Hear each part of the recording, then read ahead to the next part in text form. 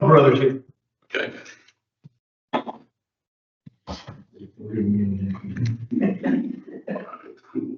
Let's see. We're all good. Ready to go? We're on? Yes. Thank you. Good morning, everybody. Welcome to the City of Southport Planning Board special meeting today. Today is Wednesday, October 29th, and today, for your viewing pleasure, we will call the meeting to order. We'll do the Pledge of Allegiance, and then we're going to go right into the only subject we have today, which is review of the proposed rules of procedure. Just note that we have a couple of members absent today. We still have a quorum. Also, that Kevin Laughlin has resigned his seat, so we'll be finding out what's the next steps on that to see how the Board of Aldermen want to process that. So, anyway, without any further ado, let's do the Pledge of Allegiance. I pledge allegiance to the flag of the United States of America and to the republic for which it stands, one nation, under God, indivisible, with liberty and justice for all. Thank you.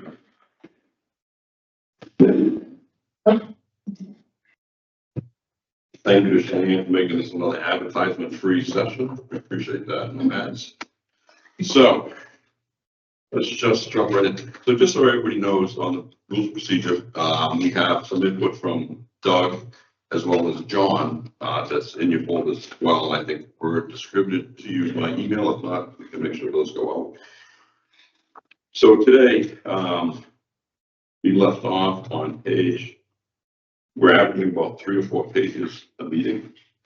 And we are top of page 10, and actually a really good subject, which is public comment. So section 5, I'm a huge proponent of public comment, as is everybody. And that's where we hear a lot from people and what's on their minds. And one of the things you want to do, though, is be able to also act on planning board business at the meeting without having public comment go on until midnight. Not that we don't want to hear from folks, but my view is that if you have some things that are that debatable or discussable, then they should be on the agenda so we can actually give it the attention that's appropriate and give it full attention. So on section 4, I found this elsewhere, as this whole document is made up of different cities, different towns around North Carolina. So we're going to continue with that process. And that's why for the listening audience, the viewing audience, we're going through this document for the rules of procedure, which is how we act during our meetings. It's just guidance, not all absolutely cut in stone, but at least for new members or any members, they know what's appropriate when it's appropriate. But we took these from or actually communities across North Carolina, cobbled them all together and trying to get the best of the best. So on section 4, we talked about, or I put in here about following that limits the speaking time to 5 minutes. And the nice thing about this is you can also, by majority vote of the board can also extend it. So if somebody comes in, and uses their 5 minutes, and I think we're going to be reasonable. We're not going to just, hit a gong. We're not going to have a gong behind us, and I'm going to hit it when time's up. But if we think it's something that's of interest, we should have that ability to vote to extend it for an additional 5 minutes. The reason for 5 minutes instead of 3 is I think 3, people get up to the mic, get situated, start telling us what they want to relate to us. I just think 3 minutes is too short of a time to adequately get out that information. So I wanted to open it up to the board to see what their thoughts are. Should we go 10 minutes? Should we go 20 minutes? Should we cap it that you can only vote, extend it once, then we put them on the agenda? What are your thoughts all the way around? I like the way it's written. I think it's pretty reasonable. Gives you flexibility to extend time. If you just vote on extending it, why don't you can give them another 5 minutes? Or do you want to be that open? That's what I do. Is I give another. My opinion is we could extend it for another 5 minutes, and maybe we should put that to extend for an additional 5 minutes, if that's reasonable. I think a question to just assess is how could it be abused? So 3 people, 5 minutes, 2 ask for extensions. How much time is that? And Yep. yeah. I appreciate what you're saying, like, sometimes you get up and, oh, crud, man, my heart's beating, my mouth is dry. And yet I think there's a certain discipline when the second person goes, whoa, 3 minutes, that was a long time, which I think it actually is a long time when you're saying something. We had some fun on this, Yeah. and it's easy to extend it, but it's hard to, rein it back once you give it. So I can just kind of see a meeting getting sort of hijacked.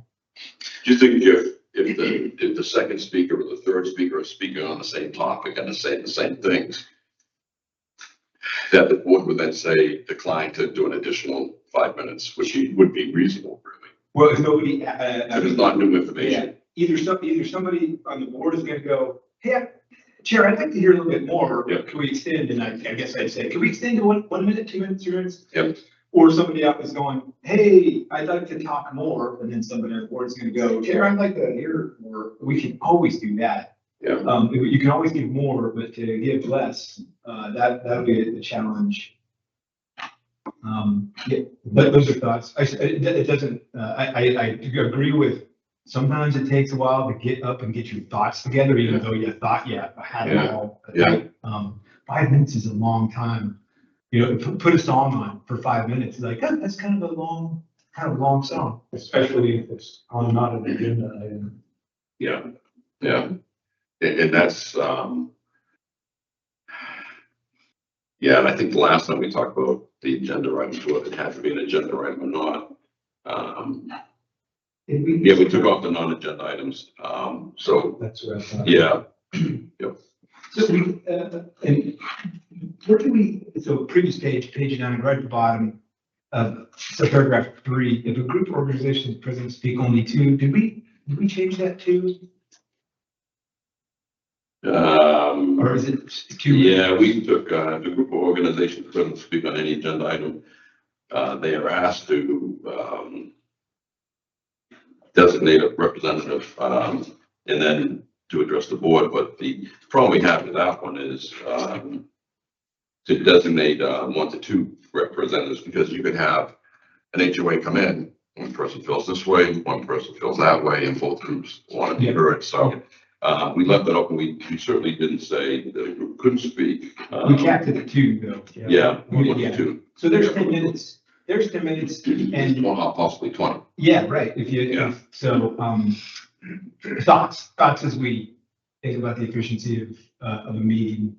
Yeah, but you can vote no too, and so the will of the board is what rules, so that if they've used up 5 minutes and the board feels that they've heard enough information to make a decision or even think about it, yeah.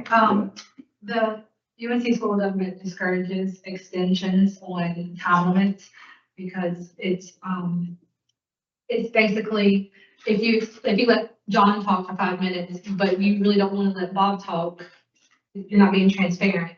And he can kind of go and say, you're choosing. So you're suggesting that limiting everybody to 5 minutes means you're equal across the board? It's Yeah. not that Sally's gonna get 10 minutes and Joe's gonna get 5. Yes. Wendell? Sorry, just, again, Mr. Chair, could you just say, hey, we have a blanketed 30 minutes for public comment? That's it. Yeah, I thought about that too. Yeah, Jumps in, it's like, wait, I was the 61. seventh guy. That's the onus on the people that want to speak to nominate someone to speak for them when there's multiple people wanting to speak on one topic. I like that. Hey, guys, we're only gonna hit this for so long. The challenge gets to be is, wait, 5 guys got to talk about how cool it was. I think it's really uncool when 5 guys are more, but we ran out of time. And then that extension thing is pretty key. And for the same reasons, like, who am I picking? Yes. Who am I picking to? Yeah, if we didn't give extensions, maybe 5 is it, and you could say, hey, you can pick all 5 if you don't want. I just think people, once they get going on top of it. yeah, I hate to cut anybody off on public comment and set a time limit, max time limit too, so that you only have 6 people. Because then what happens if you have somebody who only uses 3 minutes, then you've got an extra 2 minutes, and then what do you do? Say to somebody, you only got 2 minutes and can't go up to 30 minutes.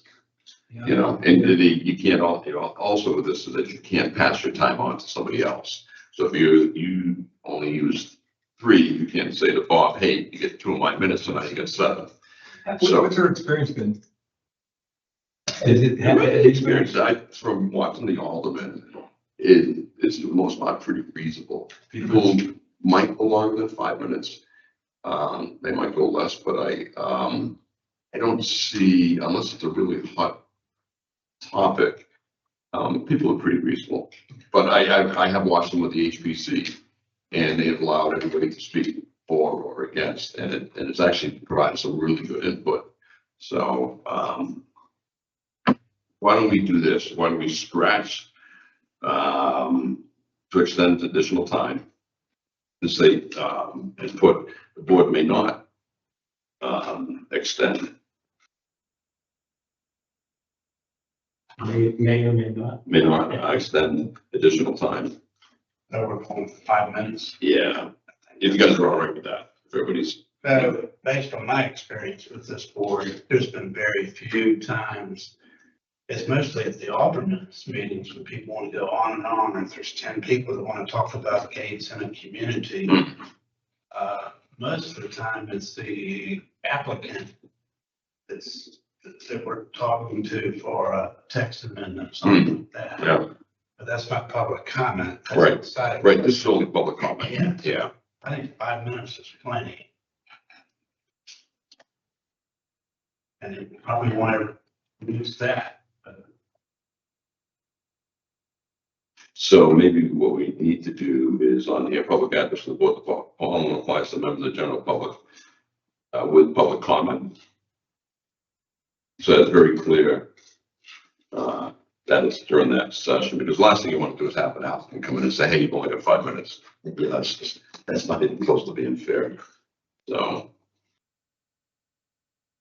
let me make those recommendations. So on page 9, so public address to the board, the following applies to members of the general public with public comment. It does not apply to an applicant in relation to his or her case.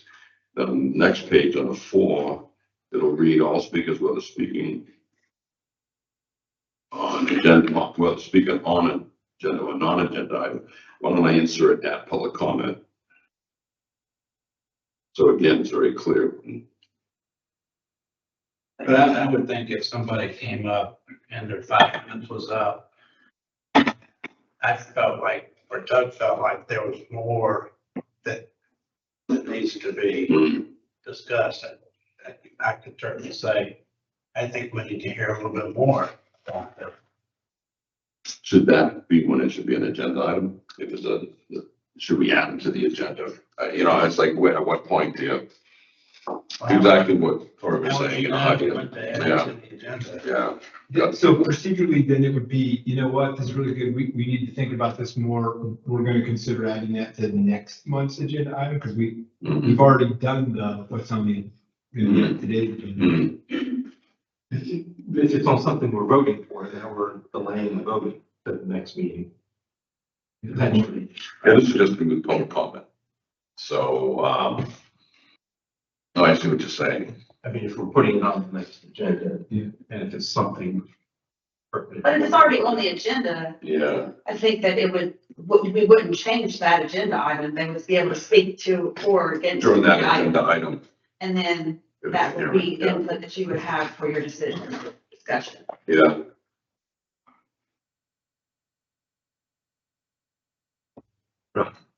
This is easy. I knew this. Well, I mean, Not easy. the question gets to be, this is why it's worth discussing, is your concern as all of us are concerned, because we are this. Did everybody get a chance to speak? That's why we have the Robert's Rules of Order. That's why we have all of this. We might not agree with you, but you get a chance to say something. And the question is 5 minutes sufficient? 5 and only 5? 5 and perhaps more than 5? Well, I think if we do the 5 and not yield the time and may not vote by majority to extend additional time, we could actually cross that line out about may not vote by majority and leave it based on case by case. You know, you again, for instance, you may have somebody that comes in that yeah, this is really interesting. We want to know more. What if we made no comment about extension? That's what I was thinking about, Okay, just eliminate it altogether. eliminate that whole line. Okay, Yeah, we get to, on the spot, hey. Yeah. This is. Yeah. yeah. Because it could be that instance. The other nice thing about these rules of procedure, you can vote to change them too. So it's just, it's not like we're gonna, it's like any document, when you do this, you should always be prepared to make adjustments, so. Yeah. I mean, Fred, your experience is like, it hasn't seemed to be a problem. Not so much. Yeah, when we hit that real big contentious issue, suddenly it's like, oh, man. Most of the time, there's nobody in the audience. I don't know if you've noticed that. Well, the first time I showed up, it seemed like, but then maybe that was extraordinary. We were turning over the chair, we were bringing new people in. Yeah, okay.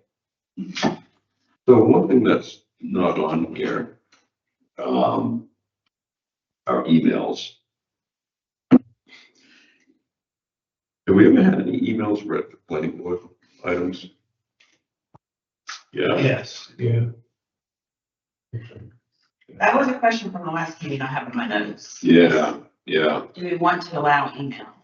Is there a way to, I mean, the chat, there's no email functionality on our virtual meeting, right? It's only No, this chat. would be an email someone was sending prior to the meeting to have read at the meeting.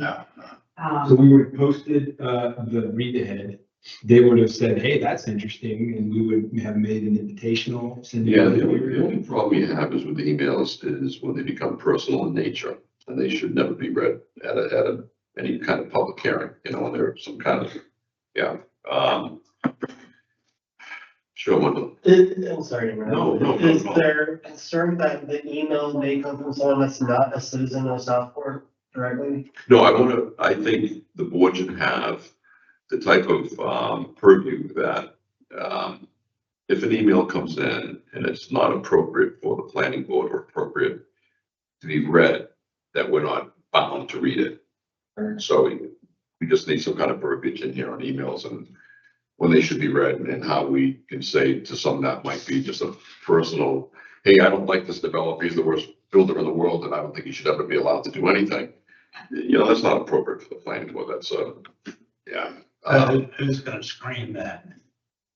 The clerk? What do you guys do now? Isn't that another policy that's in the work? Yeah, so they are putting a policy together right now. I was trying to look to see what the verbiage was for that. Yeah, To basically say that if it's kind of ugly, that it can be read. And I guess it depends on the manager maybe, that's the deciding factor, or I don't know if it's gonna be up to the entire board. It could be up to the entire board. so maybe what we should do is wait to see what language the alderman come up with and mirror that perhaps, if it fits. That I would do, it would be consistent that way. Yeah, what are your thoughts? But initially, you get the emails, right? Yes, I get it now. So you're the first step for the alderman, and then if the manager needs to look at it. Yeah. Are they, I would love to not have to read ugly emails. yeah, no, I understand. So would they give you the authority as city clerk not to decide which ones are appropriate, which ones are not? For the manager? I'm not sure if they would or not. I could suggest. I didn't know what the policy that they're working on, if that's what. I don't think that was in the policy. Like I said, I really think it was up to How do the you board screen them? and. Yeah, I guess I want to know how are they gonna screen them? What's the procedure? I feel like it's gonna be up to the board and they're gonna vote on it and see if they all agree. Okay, so why don't we just put a placeholder in there for emails, and we can always add to it later on if you guys don't mind, unless you want to come up with their own. Are we, doing a disservice to anybody if we disallow emails and say, be interested enough to at least virtually attend? What do you say that again? Yeah, it's like, hey, no emails. You can chat. Yeah, no, I don't think we should ever say no emails, but I think we should screen them for appropriateness. Because if we just say, yeah, we allow emails, then the burden's on us. I should say the burden, it sounds like we should read every single one that comes in, right, as the meeting opens up. Yeah, and again, it's not problem now. It just might be in the future, like, man, I'm really not wanting to spend my time reading emails from people, from out of state. Just real quick experience, I was on a board at one point and we were making some decisions and literally it was one local news story away from being a national news story. And it's like, wow. Number one, surprised that we're here. And number two, I have a day job and it's becoming difficult to, anticipate all the challenges this might be. Yeah. When I present. So, I'm going to put a pin in that just for a second. Is do we have any rules that help us filter chats, the chat messages that they should? I would never do a chat on live. Sorry, the chat, the text function. Yeah, we don't have the function, nor would you want that during a meeting, because what happens is then you're gonna have people making all these comments up on the side. Yeah. And last thing you want to have Cheyenne be the monitor, like, oh my God, yeah, no, so it's not appropriate either. Okay. Email or come to the meeting. Okay, got it. So meetings aren't interactive. I mean, I think That's a really good way to put it, yeah. Okay. Virtually interactive. And Well, you have to now watch that, the I mean, first there's a amendment. public comment period and. Yeah, so if you don't allow it, period. Got it. I mean, you can't really filter exactly what everybody says. I mean, you can have a policy that says no cussing, but you can't take something down because you don't like it. Yeah. Right, So you have to really be careful about what you don't want out there. Yeah. So you have to allow people to say what they want to say. Well, that's how, that got by me. I thought we did have the chat function. So if we're not doing that, then email is cool. I think it'd be kind of amusing to have it, especially during the Alderman's meeting. You can read all the comments, like little bubbles coming up, little hearts, and maybe not, that sort of stuff. Just add some entertainment to it, especially if we had it on screen, so, yeah, but no. Yeah, I get it. So isn't this a legal question and would be appropriate for the city attorney? Well, that's why I think with the policy they're doing, if we mirror that, then, because I would assume that the city attorney's gonna review all that as well, right? Then we get I think That's he does back have a part of it, but it really wouldn't be that much of a legal aspect. I mean, he could weigh in on it, but it doesn't have to be. exactly, yeah, all right. So this whole process is being discussed because of one particular email.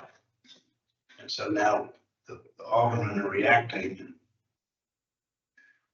So they're changing their policy and in the future, if things happen that we don't foresee, then change our. Yeah.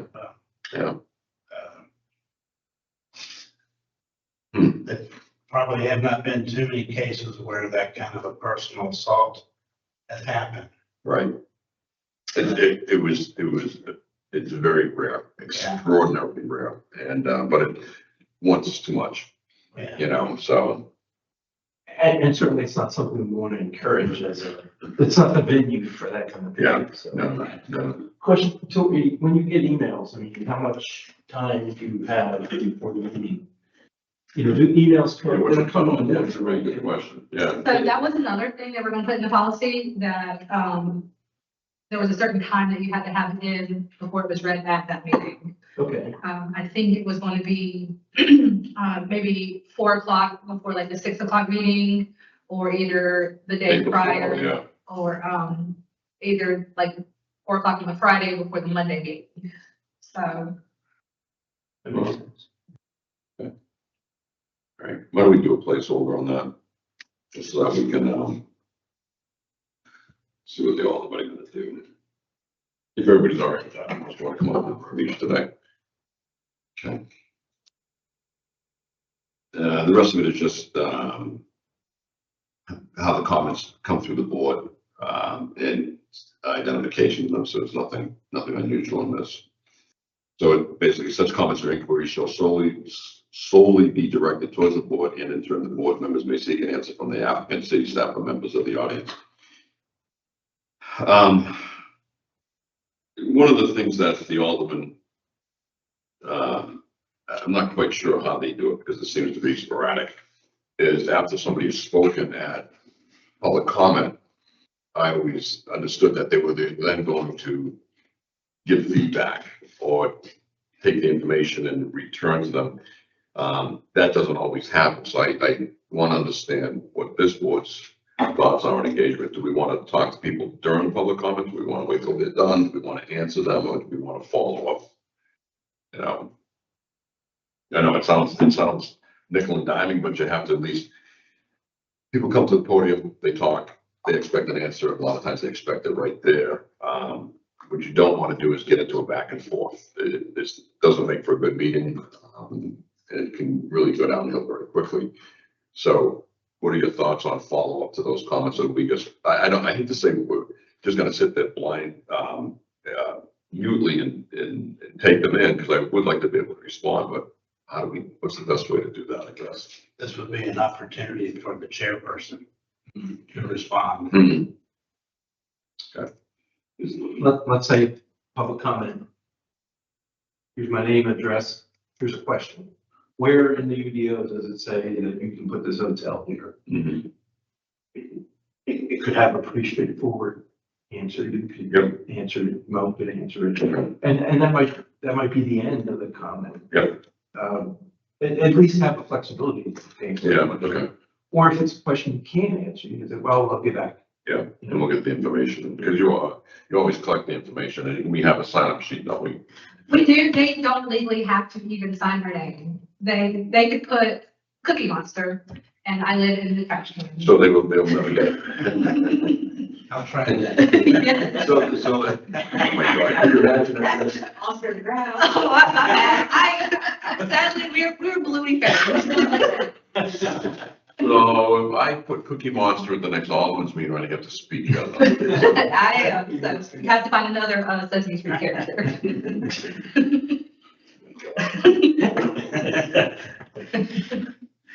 We can have some fun with that. Anyways, all right, so we can, the engagement is open to the chair then, all right? And there's certainly board members as well, but I don't think we need to put any verbiage in here. Because that makes it. This is in particular, paragraph 5. Yeah, do we just so we have I guess, an unwritten agreement that we can answer them. If we don't, we can get back to them. Yeah. Okay. I think it's on the lines of what Brendan was just saying, it's, the last sentence is such comments and inquiries, so the record shows the board. So I think the process would be good towards the chair, and then that's gonna help.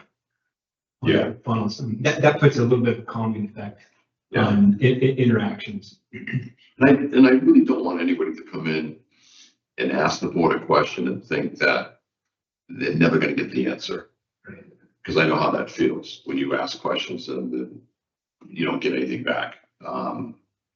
So we'll try to set the bar, I guess, to at least provide answers to the questions when we can get back to them. We've got a great staff, so what we can't answer them staff, and if we're answering it wrong, staff will throw things at us and correct us along the way. So I think that's good.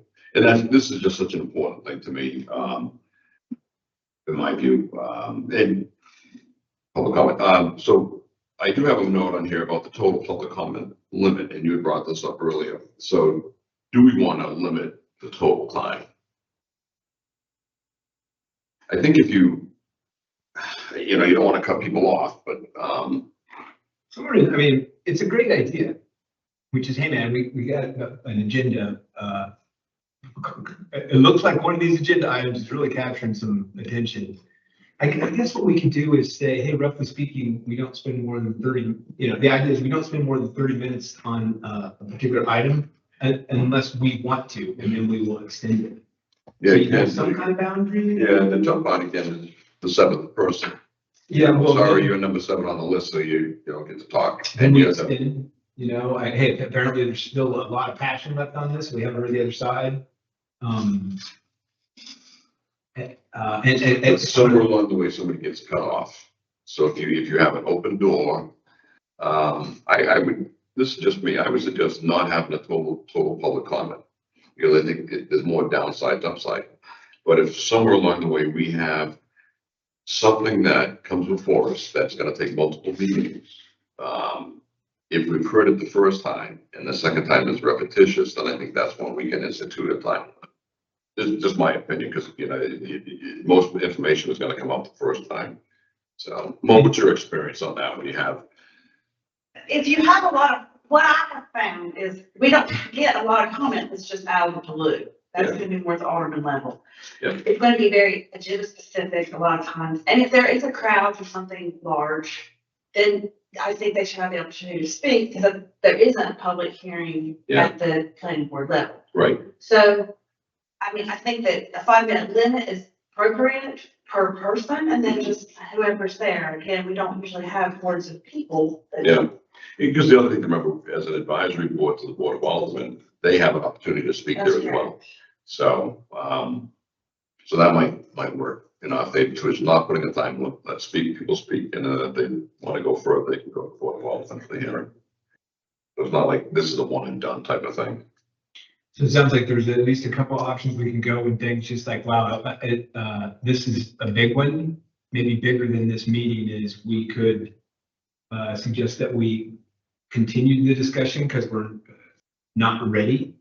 We haven't collected all the good ideas, or we make it clear to the people who are here that you'll have another opportunity to talk on this issue. Well, they may or may not have the opportunity. Depends on the topic and the Yeah. project and what it is. Yeah, yeah, So if it's a site plan and the planning board has the final decision, then I think that, yeah, and that people want to speak out and they have the opportunity. I mean, unfortunately, we're in a tough position to try to limit speech. Yeah. Limiting the 5 minutes and not yielding time, I think, is a control. But if we have 20 people that want to speak, yeah, we might just have to gut it out. Or reschedule their time for another time. But I'm not sure how we can be business of limiting. yeah, because you don't want to delay an applicant either. Right. You want the applicant to have their time. Okay, but let's not cap the time limit for now. If nobody was really vehemently opposed to that. I think it's gonna be one of those. Well, have you ever had anything where people have just used up 3 hours of 2 hours? No. An hour? Maybe. Okay. Fair enough. All right. Yeah, no, I don't see that as being. I think that the one time that I think that we had the most was when we had the first conversations about conditional zoning. Yeah. And people would come to every meeting and speak. Yeah. But a lot of it, they would have groups and they would have one speaker come, Okay. because they would have to, if they had a group that would come together, but Yeah. they would have the one speaker that would represent that group, and then you had your single Yeah. and, citizens that would come up and speak as well. Yeah. Okay. But even then, it never became such a burden. I don't think that if we felt like we're sitting here for 3 hours listening to comments. It was, I think people were tactful and they would put their comments in, efficiently and speak what they're feeling. So Okay. Thank you. that's the Yeah, thank you. That's helpful. Yeah, I think, public comment, just, I'll keep on saying it. I think it's so important to good democracy and city government. So I think we're pretty good there. Anybody have anything opposed to that? Not having that? All right. Good. Okay. All right. I'm not sure if I'm made it clear on paragraph 5. I'm just making a comment that last sentence should be not comments addressed to the board, but they should be addressed to the chair.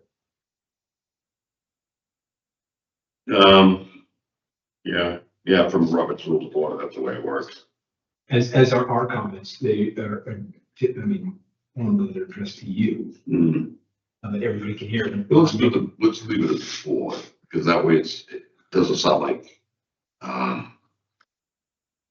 the absolute control. Maybe that's not the right word. Well, if you were biased and doing inappropriate behavior, then anybody else here would have the chance to Yeah. do that with their ears. All right, so you want to switch board to chair? Is everybody, no? Leave it. Leave it? Leave it? I could, Fred, you're saying with some kind of, say it again, comment by bias. We felt like the chair was biased. Yes, if the chair was biased and hold a grudge against you for some reason and you come up and speak, Yeah. well, then should you be speaking generally to the board presenting it or to the chair? You may get shut down. Yeah, that, it Yeah. seems like a nuance here. The whole point, my understanding, the whole point of having a chair is, I don't even know, this is like having first among equals, help us organize ourselves. And so when you got a big bunch of people here and they want to talk to a big bunch of people here, then the permutations on those are, you know, pretty high. But if you've got the opportunity, a big bunch of people can only talk to one person, and a big bunch of people here can only talk to one person. Unless the chair goes, Doug, go ahead, you know, have at it. But this is public comment. There's not usually a dialogue back and forth. Well, to the point, which is, hey, Chair, I have something to say, and the chair goes, I'm controlling this meeting, please do. If the idea is, hey, Doug, what do you think about that? And like, I'm just kind of wanting to respond, and that would be the reason for the chair to go, please address the chair. Could we do such a thing to say, inquiries should solely be, comments and inquiries should solely be directed towards the chair, and in turn, the board may seek an answer from the applicant. Yeah, you bet. Would that work? That way you're saying everything comes through the chair and gets dispersed, and the board can answer. Yeah. As they see fit. That way it's kind of I understand what you're saying. Because Fred, to your point, and according to, you know, Robert's procedures is, if I really felt like I was being biased and I'd say, Chair, I'd really like to talk. And he'd go, hey, no, shush. And I go, Chair, I'd like to bring that to a vote.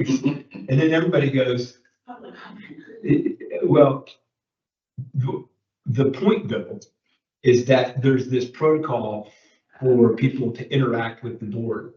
And If I can, I'm going to interrupt you just for a second, if I could. By coming to the chair, that way somebody's not getting into a dialogue with John or Bob. Doug.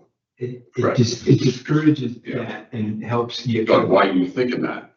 You know, that sort of thing, Yeah. sort of prevents it if you do the chair. Yeah. We okay with that? That's fine. Somebody has to be in We're charge. about halfway through the first page, so we may regain. If it gets out of hand with the procedure, We'll change them. we'll change we'll adapt. Yeah, absolutely. Yes. That's right. We need to be flexible. We absolutely, if we live by these rules, it just, these are just guidance is what they really are. So, good. Does that work, Doug, for you? Mhm. Okay. So to read, such comments and inquiries should solely be directed towards the chair, and it should be to the chair, but towards the chair, that's fine. In turn, the board may seek an answer from the applicant, city staff, or members of the audience. Okay. Voting. So every member must vote unless excused by the remaining members. So if there's a conflict, you take a vote to agree that there's a conflict. Yes, there is, then step away. Preferably, authority, when there's a conflict, the members usually recuse themselves from their seats and sit in the audience. Not usually. Because I've been on a board before where they did, so that there wasn't even just the physical appearance of a conflict that, lead during that conversation. I guess I'd have to leave it up to the member.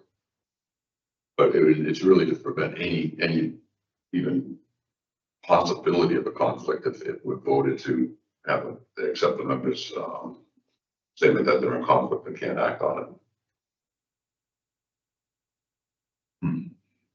Anyways, So if I was inclined to do some kind of dramatic body language, trying to vote, that would not be appropriate for me, but. yeah, if I sat there as you're voting, like,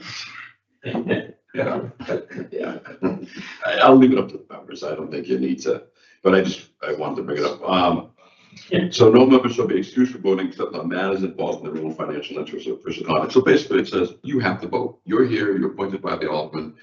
You've got a responsibility to vote. You don't have a responsibility to be a wallflower and not participate. If you're not going to participate in meetings, then we will recommend that perhaps you find another committee to sit on. And I don't mean that the way it sounds, but it's just, we want to have active members. We're gonna, I mean, look at the work we're doing already. I think we've got a good relationship going, so, I don't think we have to really worry about that. In all the cases of failure to vote by a member who is physically present or has withdrawn without being excused, meaning that if, Fred decides not to vote, but he hasn't been excused from voting, the remaining members present shall be recorded as an affirmative vote. So if we all vote in favor, and Fred just sits on his thumbs and said, I don't want to do this, Fred counts as an affirmative vote. Okay.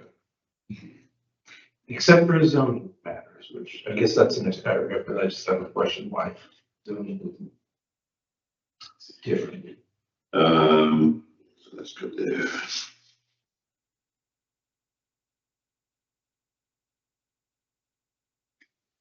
I think that, Tori, is that a state law? Isn't that, there's guidance on that one on section 2, any member of the,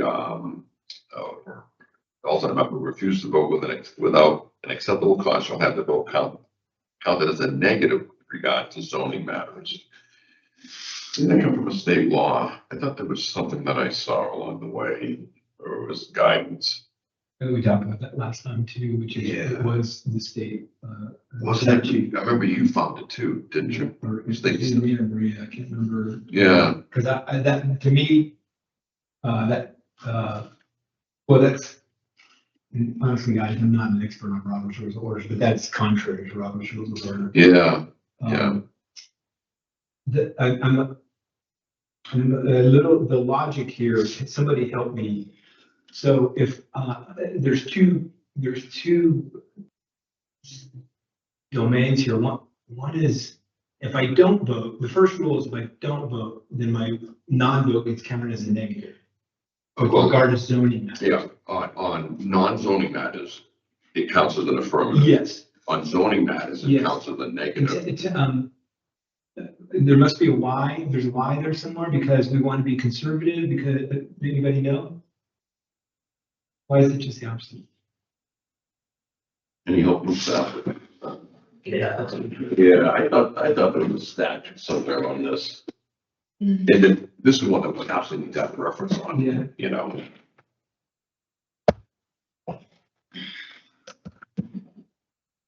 I know I saw this somewhere else too, and I try to remember where I saw it. I just don't, I should have put a note on there. Well, we're looking at, let's jump over. Alternates shall not be permitted to vote should a member's refusal be accepted by the board. So Ed's here. Doug decides not to vote. That doesn't give Ed as an alternate is only going to sit in when a member is absent. Okay. Voting shall be done by voice of hand, and the chairman shall vote only in case of a tie. Hate that, but okay. And it insists with there are only 3 voting members present, so it counts as quorum, you know, and be the 4th vote if there's only 3 voting members. Only members present at the time a vote is taken shall be eligible to vote. If an issue before the planning board is carried over from one meeting to another, a member may be able to vote on the issue if he or she did not attend the previous meeting at which the item was discussed. John doesn't make it to meeting A, comes to meeting B, he can still vote. But prior to meeting A, I alluded that if a member did not participate from the get-go, they could not vote at all on a subject. So they were there. So if there was a zoning or some kind of site plan or whatever, if they weren't in attendance at all the meetings, they weren't allowed to vote. So that way it shows that they had a complete interest and viable research done on it. So, or complete interest in research. If there was an excused absence, sometimes that gets included in, Yeah. you know. And I know it's not in here. Do we need anything here about remote voting? Yeah, I'm just thinking about that. I would say yes. And just remote voting counts the same. Well, yeah, I was thinking, where does it say that someone who's remote officially part of the quorum? Because we wouldn't have to say it here.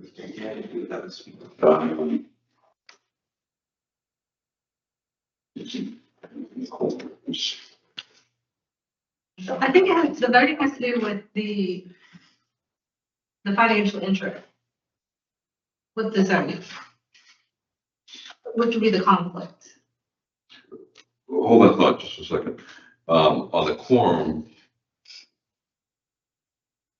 on page 7, 4 members of the planning board shall constitute a quorum, so it doesn't say anything about remote. Maybe that's where we should address. Yeah. 4 members of the planning board shall, including remote. So on section E on page 7, 4 members of the planning board shall constitute a quorum, including something relay, even remote access. Is that where you want to put another quorum? I'm trying to hold that thought in my head while at the same time reading it. And then paragraph 4, which is, it said, only members present at the time of the vote. Is that what you're getting at, John? So what does present mean? Physically present or? Yeah. Because I've already done some voting remotely. Right. But I think that the intent, in the meeting, the intent is if you're remote, you're present. Okay. Right. So we just need to say this. Yeah, so if we do monthly president, including remote access, put a word there about including remote access, so that way that counts as being. Yeah, cool. Okay. I'm sure state law probably supersedes that anyway, since COVID did that. Yeah, they had one case where they were trying to throw it out and you couldn't remotely vote, but that has been thrown out, but they're still allowed. So even state law does it, okay. So that way, going back to page 10, we wouldn't need to put anything in there about remote because it speaks to it in the second part. All right, Tori, now you were saying about the zoning part. So the zoning, I think that would be like the rezoning for the conflict of interest, if you had any financial gain from the matter. But I think specifically, if you refuse to vote, it's a negative vote. Yeah. For zoning, but an affirmative for anything else. Yeah. And I was just wondering why. Yeah. Yeah. You know, Me too. Yeah. I wish I had the reference on that. I'd have to go back and find it. Is that problematic for us? Just because we know what the rule is, I guess. It's just the logic is reversed and you gotta kind of keep that in mind. Yeah. And I think what we're trying to say here is, hey, man, if at all possible, that all possible vote or have a good reason why you shouldn't. Right. Well, we've had the case where somebody said, I want to abstain. Well, you can't abstain. So it's an affirmative, except for zoning, and it's a negative, Yeah, okay. which. We might have to keep telling ourselves that. Right, we have to keep reminding ourselves. And again, mostly we're gonna want to vote right in there. Yeah. This is a remote case. Can I ask a question on that matter? Both as a conflict of interest, you recuse yourself, then that doesn't matter at that point in time, that you've recused yourself, am I correct? And so you have a vote. Yeah. And for whatever reason, whatever the topic is, you have a vested gain in it. Right, Then you should recuse yourself. correct. So then your vote wouldn't count either way. That's correct. Right, Yes. right. Yeah, and an alternate can't substitute for that person who's recused themselves. Right. Yeah. Unless they weren't at the meeting. Yeah, for the Board of Aldermen, if you refuse to vote, then at that point, it's presumed to be a positive. Yeah, and that's how we have it. What we're hung up on is, there's some wording in here shall, be counted as a negative with regards to zoning matters if they refuse to vote. And I'm trying to remember where I saw this and why it was in there. That's it. Out of abundance of caution, why don't we scratch it for now? You almost don't even need that. Probably don't even need that paragraph then if we scratch it.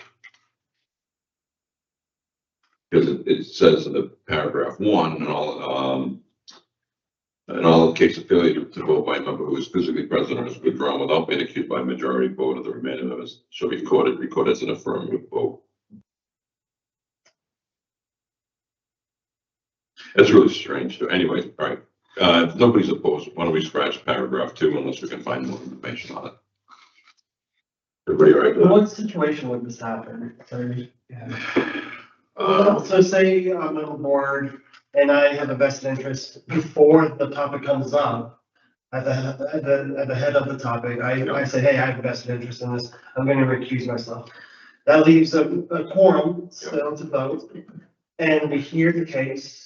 And then there's another member that happens to be like, well, I guess I have a vested interest now too, or, No, I think it's more of, if you,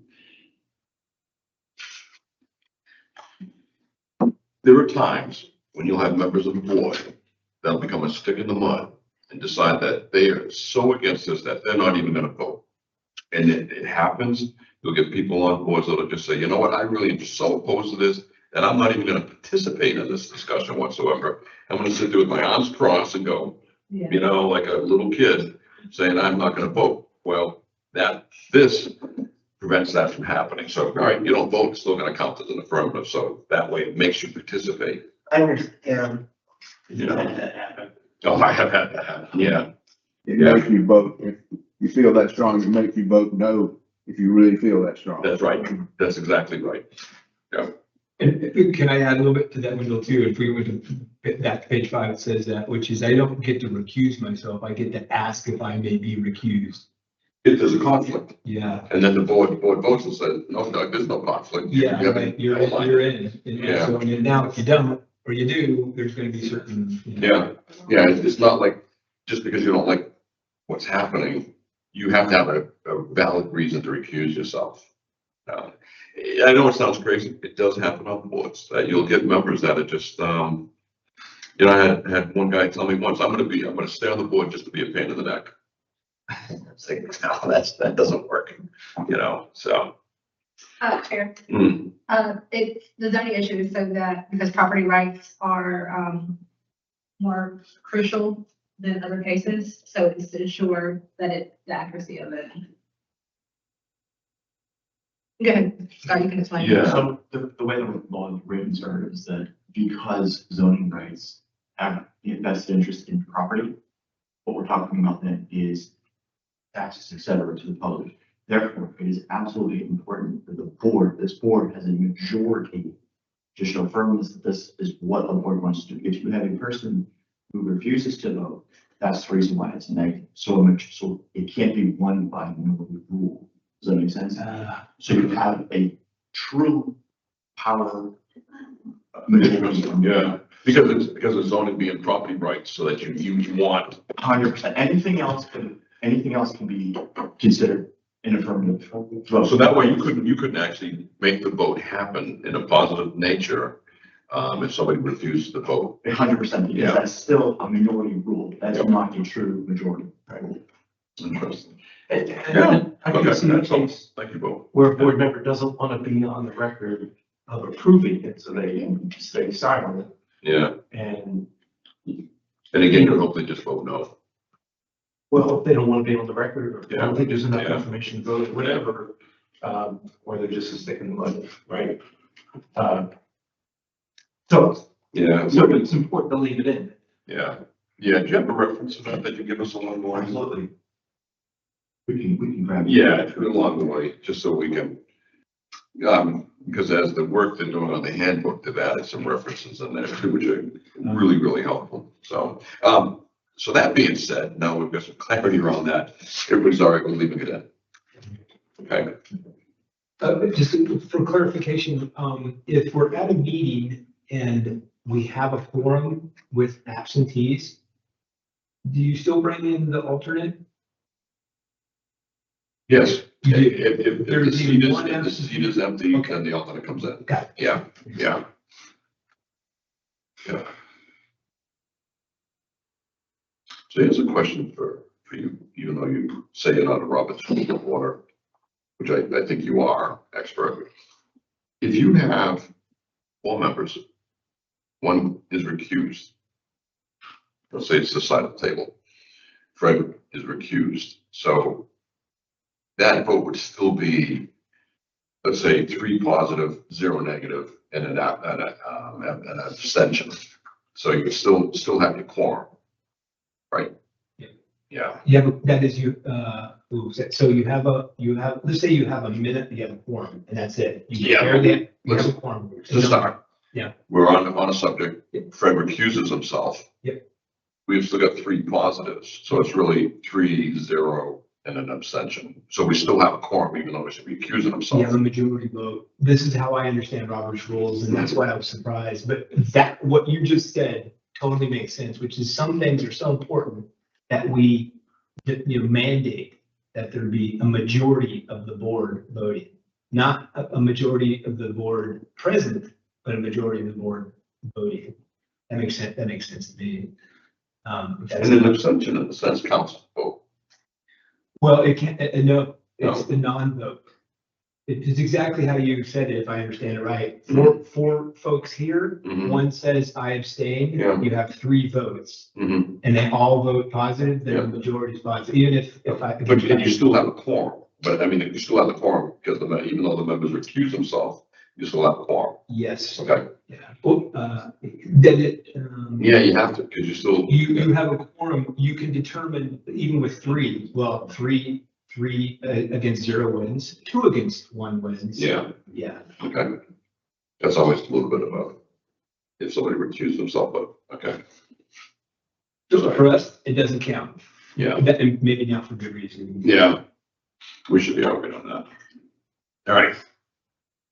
Anything else on voting? Making progress. We're doing about right, about a page an hour.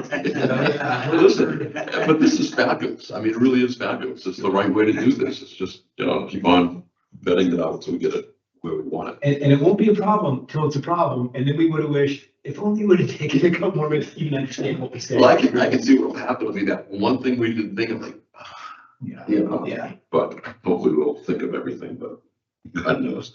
So, on to procedural motions in the top of page 11. Let's see, basically it just tells you how to do a motion, second, and then any member excluding the chair may make a motion or a second. A member may make only one motion at a time, so to prevent confusion, you can't say, oh, I'm gonna make a motion of this, oh, and I'm gonna make a second motion. You have to act on that motion in order, okay? And there's some other things with the motions, and actually on the, again, going back to the handbook, Doug's got some things in there on motions, and when you call a vote, debate, it's non-debatable. You call the vote. Once somebody calls a vote, and then it's seconded, debate ends, correct? I'm calling a vote. I believe it does. And there's no debate. The same with tabling. If there's no debate on tabling, it's once you have those motions in effect and you've got a second, then you have to act on it without asking people's opinions. So just so you're aware of that, especially when you call a motion, there is no further discussion. You call a motion. Just right. That, well, the thought to me, it's like one of those extending telescopes, and you hit it, which is when you extend it, you have to work it back, motion by motion, back. You can't jump back. With amendments and things like that. Yeah, I know, that really gets. You gotta finish Fortunately, we one don't get thought. that. Yeah, we shouldn't get that hairy, for an amendment on an amendment, because then the best thing to do is withdraw the motion and then restate it. You can see how Congress might do this, but I don't think that we would. When they work. You, under KC, this will help us a little bit before when we were thinking is, to the best of your ability, if somebody is pro, or there was 2 pro people, you go, hey, yeah, I'd like to hear from somebody now who is, a con, and this is the Windows point. And then after the con, pro, and then con, and then pro, and then at least maybe you're trying to work your way, a balanced way through. And so it stayed in there and see, that's good. Yeah. And that's more for us than it is for the audience. That's how the chair would control, the balance. Yep. So the chair shall state the motion, then open the floor to debate on it. The chair shall preside over the debate according to the following general principles. The member who makes the motion is entitled to speak first. The member who has not spoken on the issue shall be recognized before someone who's already spoken. So generally, we're pretty good about that. To the extent possible, the debate shall alternate between opponents and proponents of the measure. Okay, everybody's, I assume, is good on that section.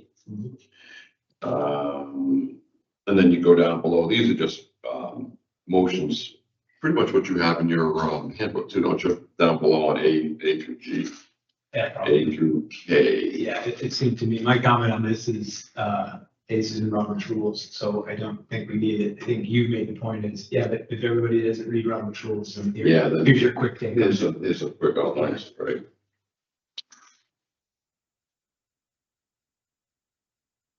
Yeah, you can get, I'm looking at this one, I need to divide a complex motion and consider it by parts. It's a good way to do it. If you get something that's really want to do this, this and this and this, break it down. So under the call of the previous question, the motion not in order until there has been at least 20 minutes of debate, or every member has the opportunity to speak once. So the good thing about that is you can't just suddenly go, I call a motion when only Doug has spoken on it. You really have to allow debate all the way around, so everybody has an opportunity.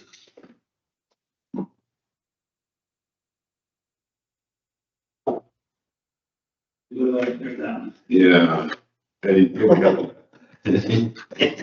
Well, you know, it's pretty straightforward. It really is. That's the nice part about Robert's Rules of Order is that they're an established set of rules for running meetings, and they do revise them every now and then, but I don't think they get really too crazy. So, did you ever give your thing on Robert's Rules and how they were put together? Yeah. Yeah. Oh, did I talk about it? Yeah. No. Why don't you give a quick primer on it, I guess. Yeah. Right now? Yeah, sure. Yeah, I'm gonna put you on the spot. Well, you really are. You know, I'm pretty familiar with Robert's Rules, but I think you're far more than I am even. So if you want to go give a little history of it and how it was put together, and if I remember correctly, it was done by an Army guy who was actually in New Bedford at the time, but I may be wrong on that, but go ahead. Yeah, so this is as good as urban legend because my memory is exceptionally fine. Yeah, and again, it's only since I came on here, like, I was interested before when I got on here, it's kind of fascinating. Like, I don't want to be, you know. So, turns out there was this, general officer, Army Corps of Engineers. So that's fun for me. I'm an Army Corps of Engineers guy out in the San Francisco area, if I understand right. And his church asked him to come run a meeting. And, the meeting was contentious, and he was, still What year ago? Was it late 1800s? I think it's late 1800s, yeah. And he was really disappointed in his ability to manage that meeting well. And so he kind of made it his business to, hey man, can I just set forth some rules to help these meetings go better? So what he did is he reached into the congressional rules of procedures, the American Congress, pulled it down, and a lot of ours are based on parliamentary procedures, right? Pulled it down, tried to make it good for the local use. And the principles, and this is what really caught my attention. The principles were essentially this: it's a democratic process that allows as much as possible everybody to have a say, and yet preserves the majority rule and tries to prevent a minority rule. And so when you look at like all the stuff in Robert's Rules, all those try to feed like 2 or 3 or 4 stated principles along those lines. Yeah. So the democratic process that preserves everybody's opportunity to speak and yet preserves the majority rule. Thank you. Yeah, thank you. I'm sure the folks at home gives them some information as well. I'm sorry to put you on the spot, but yeah, it was well done. I did that accurately. Yeah. Yeah. Everybody at home right now is on. That's true. And I'm sure we can hear if we're wrong. Let's see, contact the parties involved in applications. So this is really important. The public meeting is the primary place where petitioners and others interested in requests for zoning map and text amendments should present opinions and information concerning the request. Contact between interested parties and board members prior to the public meeting should be avoided. Board members shall not accept any gifts, mail, or any other item of value from any party involved in the request. Board members should not indicate their positions regarding the request prior to receiving all information presented at the public meeting. I know there's case law on this, that if you sit there and you say to the press or you say to the public, you know what, I am never gonna vote for this, I am so opposed to this, it's not gonna happen. That is then, the person, the applicant coming in is not receiving a fair vote because the information hasn't been presented. And you want to do this at a board meeting, so I would absolutely, neighbors, friends, whatever, don't tell them how you're feeling, you know, like, I'm gonna vote against this. Keep an open mind always, but there absolutely are court cases on this, that people have been very vocal, been in the press, been reported, saying this is never gonna happen, person doesn't have a fair shot. And it's not fair to the applicant either. So I would just caution you on that, to be careful. And I want to take you out to lunch, like, thanks, but no thanks, you know, that doesn't happen here, you know, but, yeah, shouldn't happen here. Any questions on J at all? We'll contact the parties involved in applications. No RVs. No RVs, no boat rides, unless you know boat rides and, you know, things like that, things that get people in trouble. Wow. Yeah. No, yeah, none, just don't do it. If I should come to them and say, hey man, I wasn't paying attention, I didn't quite catch what I was doing, we went out to lunch, I was with a friend and suddenly I realized this is not friendly lunch, this is something else. Yeah. I should have been on my game, but I wasn't. How do we, is that, I would just say that and then say I've asked to be recused and. No, I think as long as, yeah, that's a really interesting question because you go way down to the weeds of this. My thought would be, as long as you can still have a fair opinion and you're not somehow convinced because you had lunch with a person, I would just avoid the whole thing. And yeah, if you make a mistake, I don't think, you gotta leave it up to the member. If you feel so inclined that your vote has been compromised, then I would absolutely abstain and recuse yourself, yeah. It's what it really is. If you feel compromised, then don't. As a suggestion for all of us, just as a matter of, you know, trust building, it's much easier for me to go, hey, I wasn't paying attention, or it turned out to be different than I thought. I had lunch with this person. Yeah. I'm willing to recuse after, and then the board gets to decide, Yeah. as opposed to somebody later on going, That's right. you know what? Were you the guy that I saw? Yeah. And you know, it's a small enough town. I mean, we're all friends with everybody, you know, so to say that, you know, if you're down at one of the local watering holes and you're having a beer with somebody or coffee somewhere else, what have you, and that doesn't mean that you're prevented from ever acting on them, but I think you just, be cautious, that's all. Yeah. You know, and then not, the biggest thing is not saying this is how I'm gonna vote ahead of time, you know, so that people actually come in and say, you know, Doug said he's never gonna vote for this, so I want him to be bounced off, and you want to give everybody a fair shake, you know, it's the right thing to do. The easiest way to avoid some of that, and it can be kind of a pain in the neck. I can't tell you how many times somebody said, hey, I'd like to take you to lunch and, or buy you a cup of coffee, or can you come over? You just gotta, it's almost like you have to become antisocial and just kind of stay away. If I've been asked one time, it's been 50. How about let me buy you a cup of coffee and talk about it? No. Can't do it. Yeah. Plus, I hate coffee, but anyway. That's all the time. I can't tell you how many lunches I've missed. Yeah. And It's a really delicate road to travel because you should be able to maintain friendships with people, Right. but you need to maintain that arm's length too, you know. several years ago, over in Indigo, we had a candidates forum. And, I don't know, 6 or 8 of the candidates running in the city showed up and gave their little spiel. And one of the ladies in Indigo makes these intricate cookies. And, you know, everybody's giving one out. And we had tried to give one to one person, and the person said, can't take it. I'm self-funded. So I can't take that. Interesting. That'd be really hard with a good cookie. wouldn't Yeah, I it? mean, all they want is a special cookie. I can take that. I'm sorry, Johnny, you were saying. It clearly wasn't Cookie Monster. Fair enough. Yeah, it's hard, especially in a small town, you know, that you do want to maintain friendships, but you just have to know when that arm's length needs to be, you know, out there. Yeah, that's tough. Anyway, all right. Minutes. Good. Before we jump to minutes. Sure. I'm good with Jay.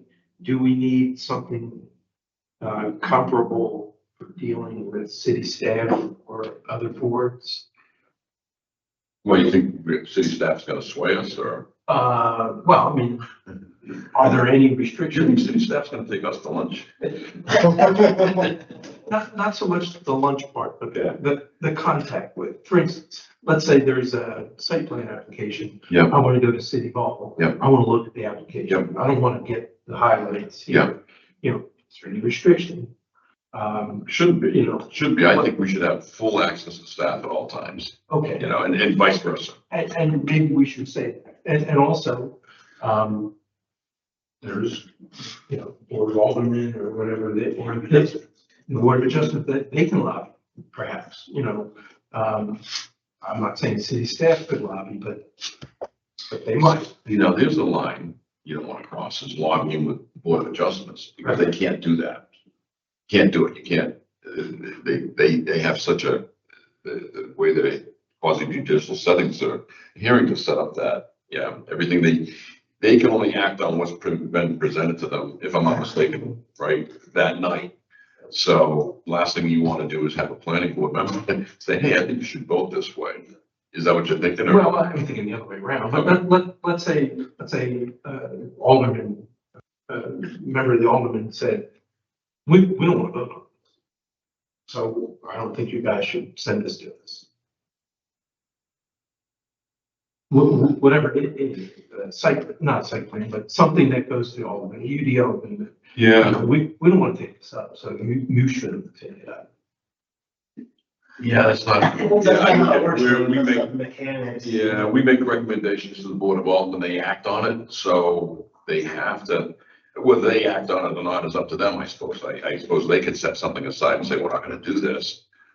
We can just make the recommendations, so what are you thinking, that we should have some verbiage in there that? Well, I'm saying if there's no restrictions in contact with other boards or city staff, we should just add something that says Okay, Or there is no restriction. if a situation like that occurs, should they go ahead and make that recommendation to the board and the board can table it or whatever? They should not be stopped from making that recommendation, should they? No, this is like a one-to-one lobby. Yeah, oh, okay. Vote no on this because I don't want to see it at the board meeting. just adding the notes, yeah. So I'll put something in here to the effect, no restriction on access to cities, access by board members. To city staff or staff to planning board members. John, what struck me too is, maybe just a generic or other boards or other, municipal boards or something, because I just, if we want to go to county board or something. In other words, there's no restriction for me to go talk to any No, not at all. staff Yeah, or you- board members. Of any, I think the only time it becomes really goofy is if you're doing it in an official capacity. So if you want to meet with somebody, you meet with anybody all day long, doesn't matter. But if you come in and say, hey, I'm a member of the planning board, I want to meet with you because of this. I don't think that's a problem, but I think you just have to be careful about how you're representing it. I would always run it through Mo or something like that, or the chair to see if it's appropriate or not. Yeah. Is that what you're thinking, or? well, it sounds like you want to make hey, here's what you can do, and also here's what you can't do. Also, here's what you can do. And the statement you're crafting right now is here's what you can do. See, but I think other boards have to have their own thing. So we should be able to meet with other boards individually. I mean, there's other members that I'm friendly with, forestry committee, cemetery committee, you know, beautification, things like that, excuse me. But if those boards have some kind of item going on, like the Board of Adjustment, then they would have that same similar verbiage in there saying contact with parties, you know, not being able to sway a vote type of thing. So it wouldn't be on us, it'd be on that person. Say, hey, I Can't do it, yeah. Yeah. Is that what you're looking for? Well, I think in the parenthetical statement that you're thinking about is to be generic Yeah, to any board, any staff. And I'm taking your point, which is a good one, which is, hey, Doug, if you want to go talk to the board, maybe just, run by the chair of this board first. but I also think when you put contact with parties involved in applications, couldn't the party also be the Board of Adjustment if it's gone back to them? Oh, yeah, So absolutely. like, they because the party, so the party's not just limited to an applicant, it could be anybody Yeah, involved. I'm thinking just make it a City is generic. part to the application Yeah, as well. So yeah, that's why I'm saying we should break out. then add this, The that city staff, okay, we'll put something in there, I'll add a line. Well, you don't see any problem with that either, do you? I think it should be open door between any board member and city staff. You know, vice versa. Yeah, Well, and too, I think it just heard as a courtesy, like, hey, Mo, I want to go talk, well, somebody, I'm thinking about going and reaching out to the county staff member to do something, just as a courtesy, go, hey, what do you have one contact? You might go, hey, can I go with you? Or here's my favorite or something. Yeah, not to be written here. But yeah, yeah. Okay, minutes, everyone's good on that, J and also J.2, whatever, and staff, okay. Minutes of the planning board should be known as the unofficial minutes until approved by the planning board, at which time they become official minutes. The unofficial and official minutes shall be public record and kept on file in the office of the planning board and available for inspections during regular business hours. So, another board that I was on, I was told by an attorney that the second that key is hit, that becomes a public record. So, because I thought at one time that minutes were not releasable until they had been voted on, but draft minutes are releasable. Is North Carolina law the same thing, that as soon as they're created, they're public record, because it's done by staff. So if somebody could actually go into the office and say, I want to see a draft, they would just have to know that they're draft minutes. Yeah. So, The draft gets superseded. yeah, and they are public record. They're not restricted at all. Not everybody realizes that, but yeah. Okay. Legal counsel. Everybody's good on minutes. Legal counsel, in order to ensure the planning board operates within the confines of relevant law, the Board of Aldermen shall provide legal representation of the planning board upon request. Okay. And all unified development ordinance modifications and or additions or other related items that require a vote by the Board of Aldermen will be first reviewed by legal counsel, ensure that compliance with law prior to be submitted to the Board of Aldermen for action. So we're trying to put something in place here that, and staff really has a handle on this anyways, but it just really puts it in writing. So that way, if we're acting on something, that it goes to council first before it goes to the Board of Aldermen.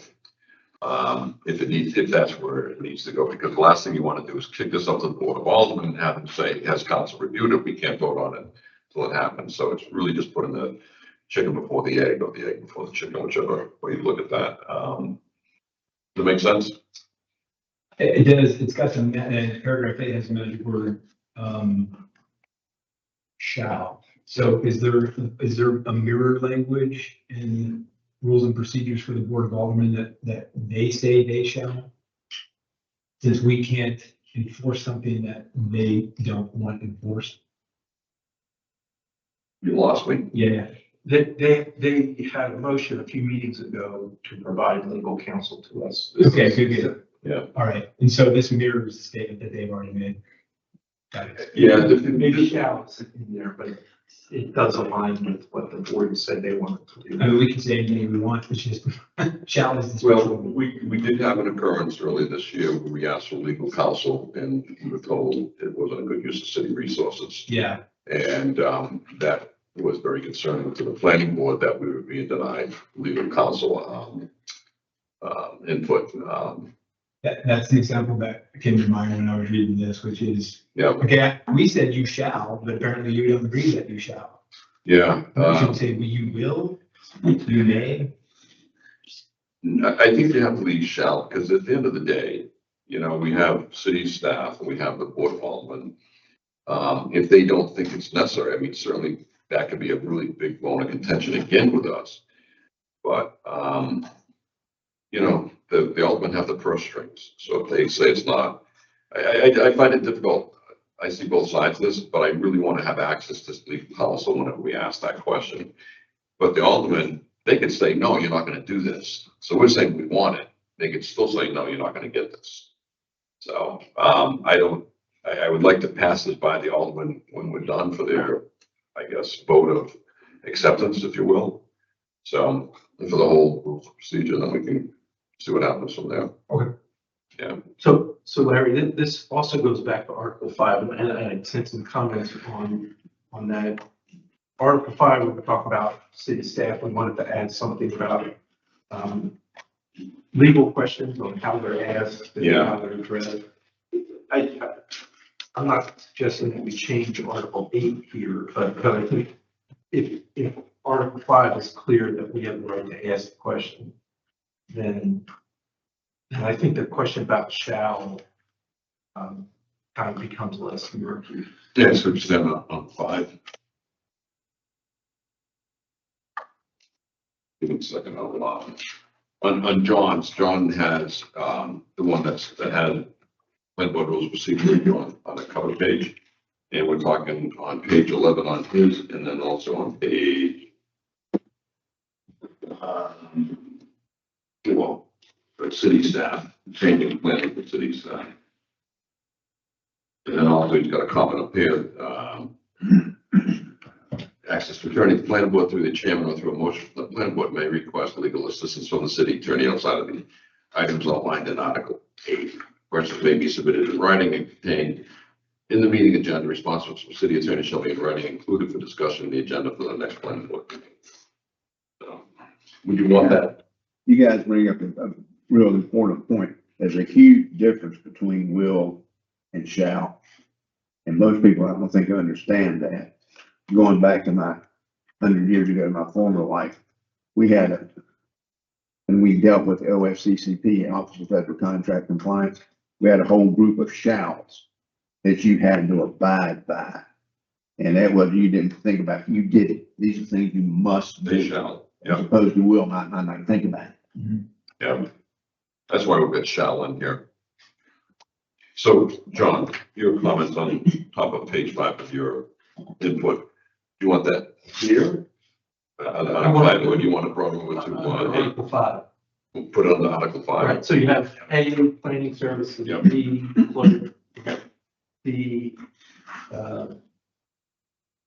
attorney. Yeah. Okay, adding it.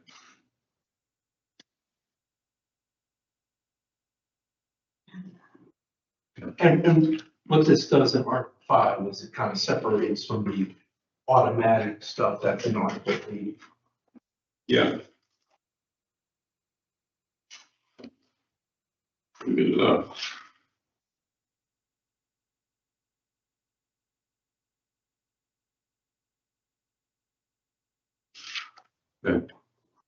What's the verbiage in the 10 Commandments? Is that shall or will? Shall. My God, You did the Article 8 commandments.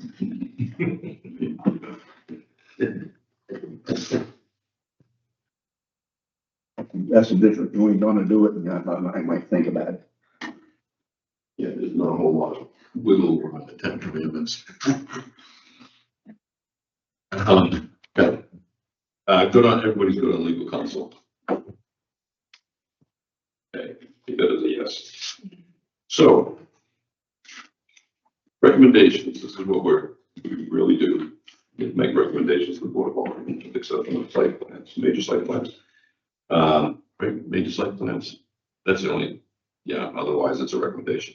Planning board may prepare and submit to the Board of Aldermen for its consideration possible adoption of a unified development ordinance to regulate the height, area, bulk, location, and use of buildings and premises within the city of Southport in accordance with the provisions of North Carolina Statute 160D.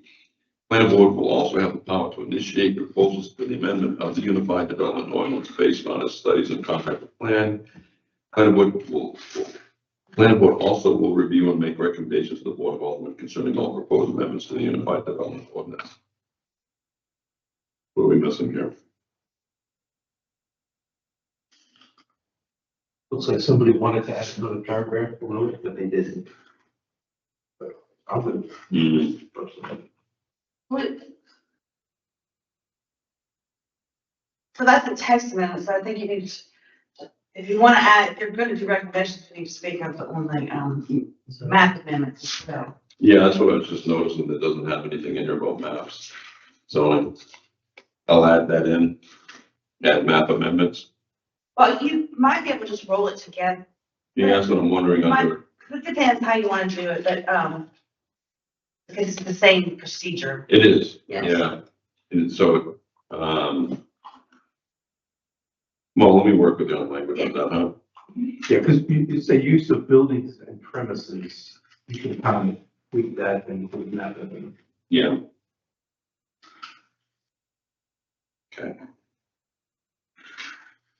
Any other thoughts on recommendations?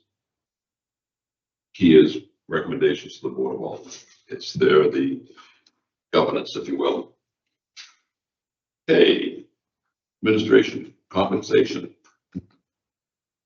Sorry, folks, you don't get paid. It's the way it is. Members will not be compensated for their service on the planning board. Reimbursements for expenses incurred while performing duties as members of the planning board must be pre-approved by the chair or in their absence, the vice chair or the city manager. And I put Board of Aldermen. I think the city manager should suffice. I don't think we need to go to the Board of Aldermen and gulp their words with these sort of things.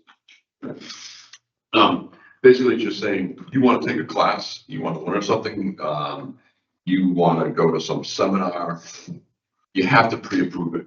I've seen people decide that they were going to go to different things and then put in for it and then be told no, and they absolutely lose themselves in anger. And it's like, well, you need to get it pre-approved. So this just says, can't, it's not saying you can't go, but just saying you just need to get it pre-approved. Okay.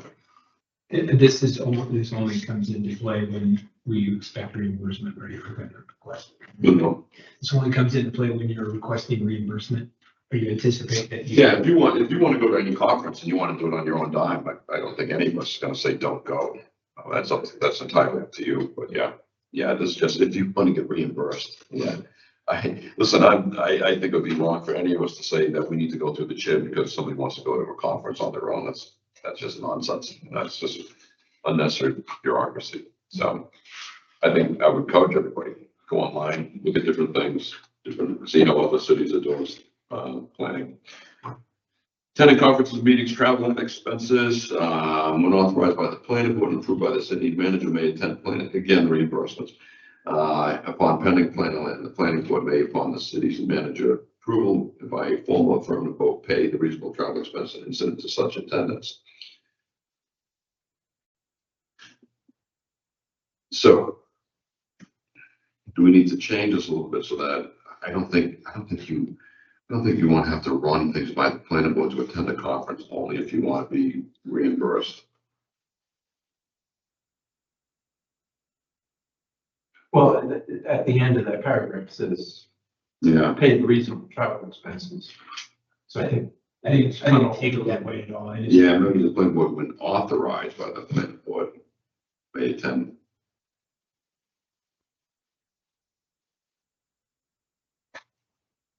I think the key is to get reimbursed. Yeah, so how about if we scratch the part so it reads, members of the planning board scratch out when authorized by the planning board and approved by the city manager may attend planning conferences, meetings of planning institutes, hearings upon pending planning legislation. And the planning board may, upon the city manager's approval by formal affirmative vote, pay the reasonable travel expenses and to such attendance. You know, do we really want to have, if you want to go to a seminar that the board has to authorize it, that just, I think that's just, yeah, can we stretch that then? Well, I mean, so by authorizing it, you're, at least to me, implying that you're reimbursing. Yeah, that's what I was thinking, the second part. Maybe. Oh, so you're saying if you go as unauthorized? If you go on your own without the planning board, then it's unauthorized, which is still okay. Well, you can Yeah, go, but just so you don't can't get go. Okay, You can have a little preamble that says, at the beginning of the paragraph, reimbursement is expected or something along those lines. And then that would indicate that all you have to apply to one when you. Yep. Just like you said, Larry, I mean, nobody's gonna stop a member from going to a planning conference. Yeah. Why don't we just split the sentence into two separate sentences? Yeah. The first one just says, hey, you're welcome to go to these conferences, and then you must have approval to get reimbursed. That's fine. Yeah. I'll figure that out. I'll split it too. Maybe a combination of both, you know. Company come out and have to pay. Nice. Oh, yeah. Yep. Good catch. Hope I'll catch that on the final too. Yeah. Publicity and education. You know, we're just right in line with, actually, I think we're ahead of time. 1, 2, 3, 4, 5, we're breaking a record. Publicity and education, the planning board shall have the power to promote public interest in and on the understanding of its recommendations. Planning board with formal affirmative vote publish and distribute copies of its recommendations, may employ such other means of publicity and education as it may determine.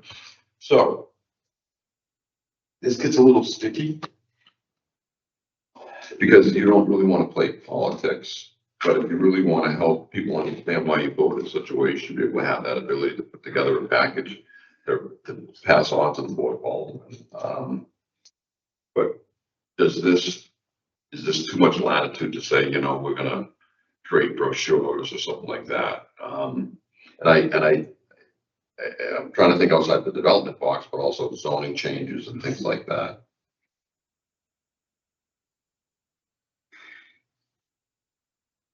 So under section 1328, general powers and duties of the planning board, paragraph 6, keep the board of aldermen and the general public informed and advised. Already discussed in the previous paragraph. So it seems like this is the method by which it could be done. Yeah, so you could do it.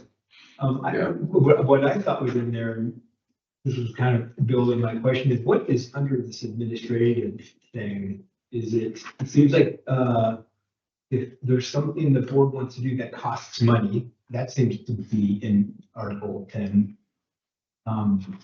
You're talking about the ordinance itself? No, now I'm talking about our rules of procedure, Yeah. Article 10, like what all is going in here and for what purpose? Part of the purpose is, hey, do you need money for something? Yeah. You need to Yeah. ask before. This is basically saying, yeah, that, you know, don't expect to get reimbursed, you know, get it pre-approved. Yeah, so this publicity and education, that will cost money and That's right. medicine, or, I mean, the only no cost thing or insignificant cost is we posted something to our website. Yeah. A recent example, with the forestry committee, we voted to make door hangers just for public education. As the call before you cut, that there is a tree ordinance, but that's an example. There was something tangible, Yeah. like door hangers. Was that like about 8 months ago? Yeah. And people went through the neighborhoods? Yeah. Yeah, okay. I was a beneficiary of that, and I'm having the guys, hey, what's going on? So,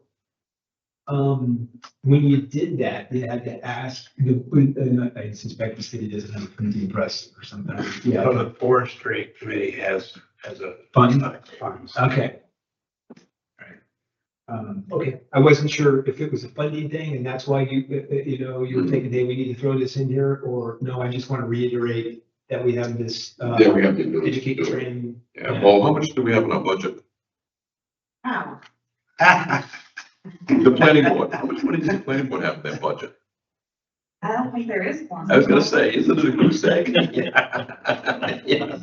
So we would have to figure out how to do that, and staff could say, oh, no, we're not, there's nothing in our budget We'd for. love to, but. Yeah, we'd love to help you out, but you guys are on your own, so we'd have to, work with the city manager or dip into our own pockets, which I think would be a little. You have to ask Frank for money. Yeah, ask Frank, tell Frank, yeah, we wanna shift this vote somehow and, Came up coffee. yeah. He doesn't like coffee. That's simple. Anyway, this just allows the board to be able to say, hey, if we think there's something to promote public interest, that we have the ability to do this, so that you don't have somebody saying you can't do this. That's simple. Just say Noah. Yeah. They know it, just say no. That's why no begins with N-O, So anyways, Is there a word missing there somewhere after the planning board with formal vote? Can, shall, must publish?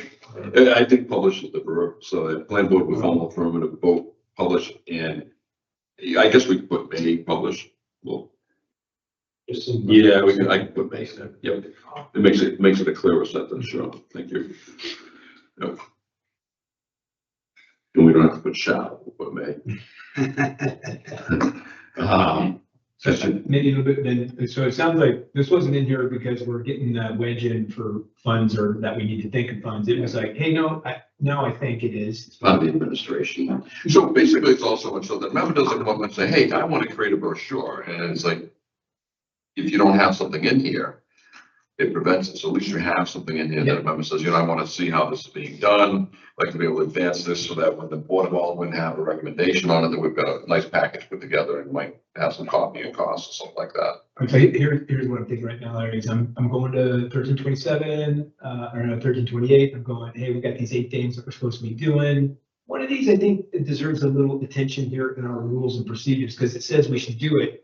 And this kind of says a little bit more about how we're doing it. Yeah. Is there anything else then from those 8 subparagraphs that deserves to be mentioned, and see where I'm going with this? Yep. Okay. We talked about the UDO, we just talked about that, right?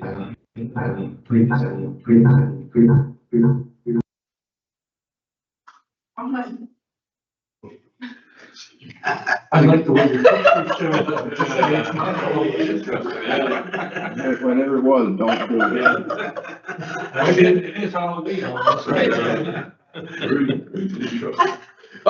Yeah, what else do you have there, Doug? Well, it strikes me then, if that's the case, does Article 9 and does Article 9 belong under Article 10 or something?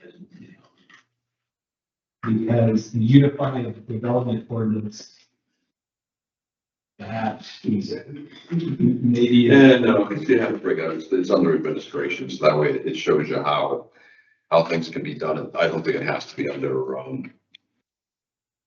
because that's the recommendations, 9 is our recommendations. I see what you're saying. Yep.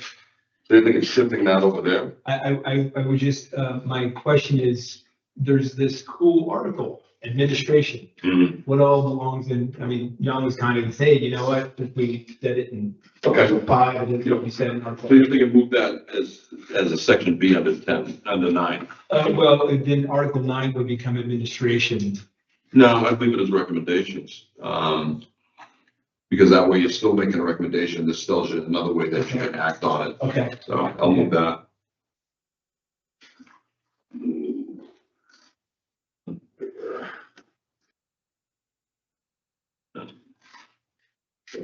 Good idea. And I'll fix the word may. Okay. Orientation and training. And we're good on that. I assume everybody's good on administration section 10. Good. Orientation and training.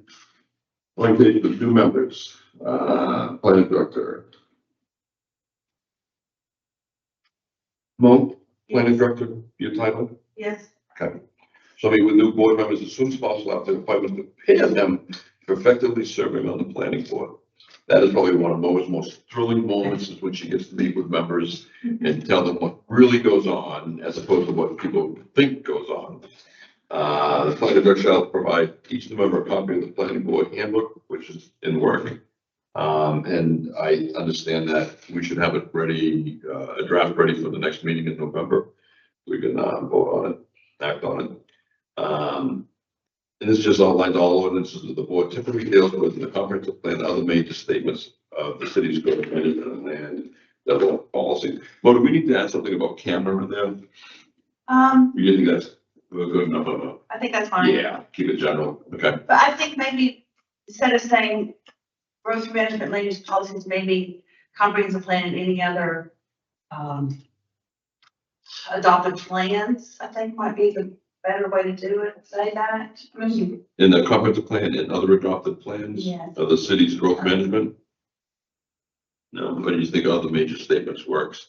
So that really kind of doesn't catch all of the major statements. So a copy of the UDO is also provided. Well, all ordinance. Yeah.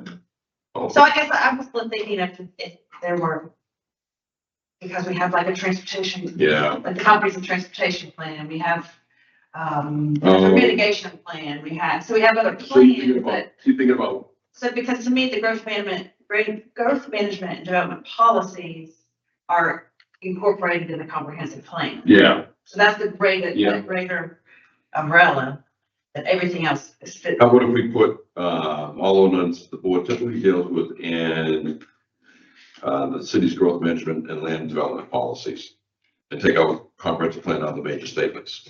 So to read, all ordinance the board typically deals with and the city's growth management and land development policies, plans, take out policies and add plans, maybe. Sure. Okay.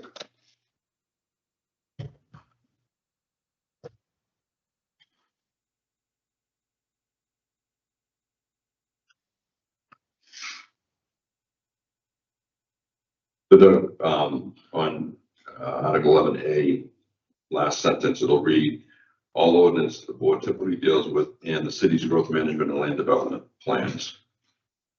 So we'll take out, because it's more than comprehensive plan. So I would say it would be a catch-all. So I'm seeing the word policies right there, is that? Yeah, take out policies and substitute plans for that. So that way it's comprehensive plan, modal transport plan, you know, camera, all that. Yeah. Stuff. So it's a whole catch-all. Planning director shall also generally explain the city's growth management and land development policies, the relationship between the board, city planning staff, and the organization duties and responsibilities, procedural rules and legal constraints which the board operates. Should we put the relation between the board, the board of aldermen and the city planning staff? And I think it really needs to be clear that we're an advisory committee. If you said the relationship between, like the city boards or municipal boards plural, then that would be a comprehensive thing, because, I mean, I really, when I came and talked to Mo, it was kind of cool, because we talked about what other people do, especially, I mean, for us, maybe the focus is on the adjustment board, and some of we talked about other boards too, and then that would include the board of aldermen. Yeah, what do you think of,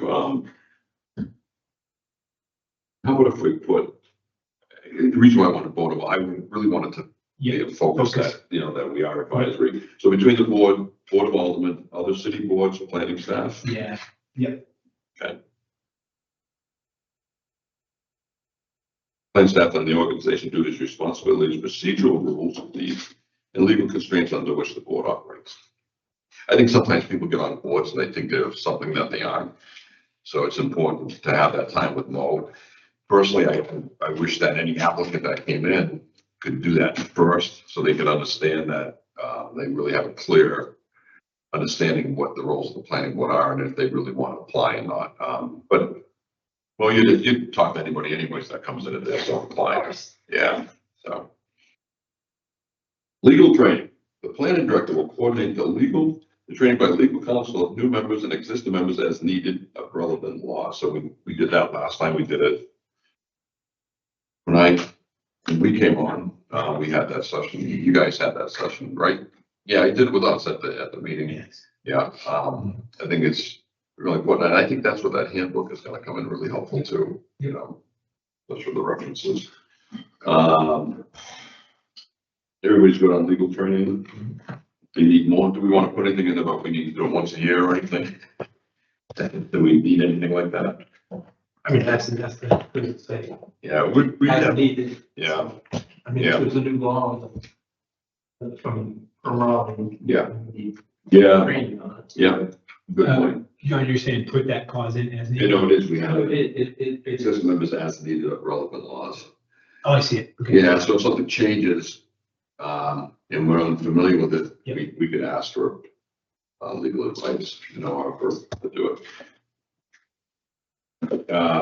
General, board members are encouraged to expand their knowledge and understanding of planning issues by reading planning related literature and attending planning conferences, courses, seminars, and workshops. Okay, anybody opposed to that? I think it's good. When I read this, that's what kind of dropped me back to my previous comments about. Education could be meeting city staff. There's no restriction. Yeah. Article then. Article 11, yeah. Can that fit under the administration article? Yeah, but it's because it's training. See, it's training, so you really want to have it in the training section too, to say, you can do this if you want. You can have it in both places, but I think having it in the training really pulls out that you can go to seminars and things like that. Okay. So.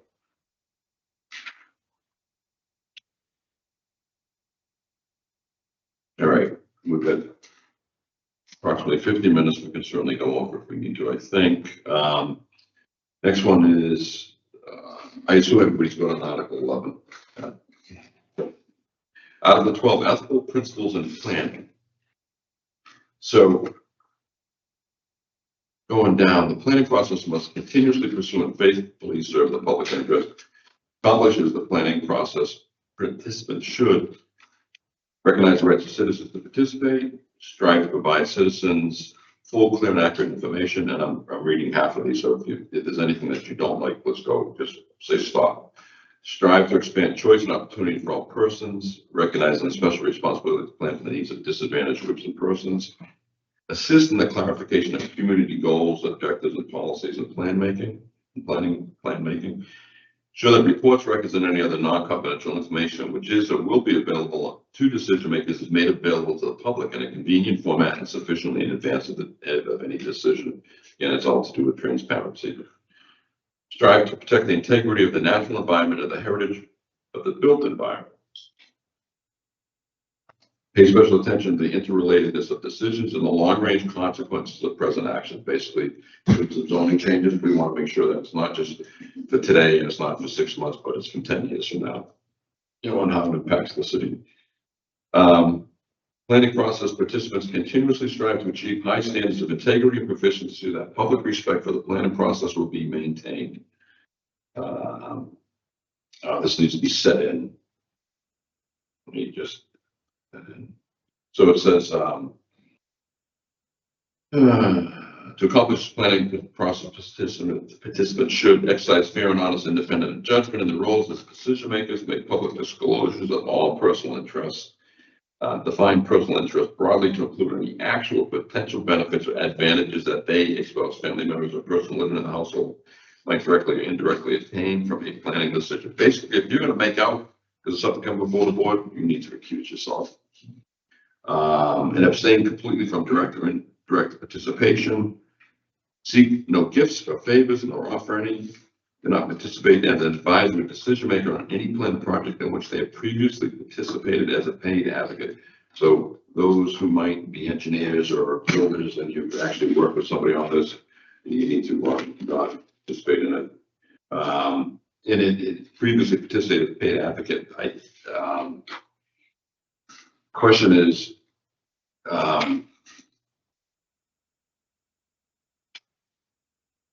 does that mean when you have such an open-ended statement as a paid advocate, that's only in relation to that particular plan? I would think, not like if John's worked with somebody in project A, then they come in with project B, that doesn't exclude you from participating in it.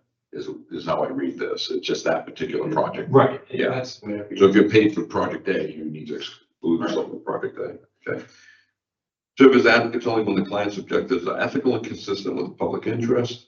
So basically, if you want to do some paid work for somebody, that it better be ethical, and that is not something way out of bounds. Because the board's gonna call you out. And do not participate as a paid advocate in any aspect of a plan or program in which they have previously served as an advisor, same thing. Can we, pause for a second? Yeah, please. Paragraph O, is it serve as a paid advocate? And it's every time I we, don't think you have to be paid. I think you're just advocate. If you're an advocate, if you're out there on the streets and you're talking to people saying, hey, we should be doing this, if you're calling the board of aldermen, you're doing this, then I think you're advocating for that. so we're making a distinction between sometimes we advocate and sometimes we're paid to advocate. These are two different things. Essentially, you're still an advocate. Do we want to, okay, so do we want to be broader and remove the word paid and say, when you're advocating, be careful, or no, you need to be especially careful when you're a paid advocate? I think you have to be especially careful as a paid advocate. Okay, do we want to make both of you distinct? Hear what I'm going with this? Yeah, I do. Is, every time we see the word advocate, should we put the word paid in front of it to be more specific? Or no, leave paid out and be more generic, or no, we need, some of these are more important than others, depending on what we're talking about. And that's O, huh? Oh, does it apply paid? Because What would be an example of a paid advocate? You could have an engineer doing some work for the person and help guide them along in the process and then come for us. Yeah. I can put, It's an NOP, several times P. yeah, this whole thing needs to be rejiggered. I just wasn't sure what, it's gonna be a little bit more clear to me, like, dude, when you're getting paid. So you, are you be thinking very on, careful. so you're thinking on, oh, it should serve as paid advocates only?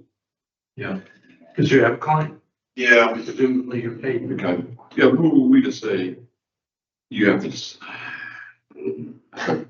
that's an ethical question, you know, who are we to call you out that, hey, you're getting paid for somebody that we think is unethical? Right, put paid in. I'll add it. It's easy to add. Well, I mean, Larry, really to kind of circle off your point there. Yep. If you're a paid advocate for something that's coming from the board, Yeah. you got to stay off. Yeah, This is gonna make it pretty clear. yeah, You know. if you've now been paid, very you're careful. up, Yeah. very flat out.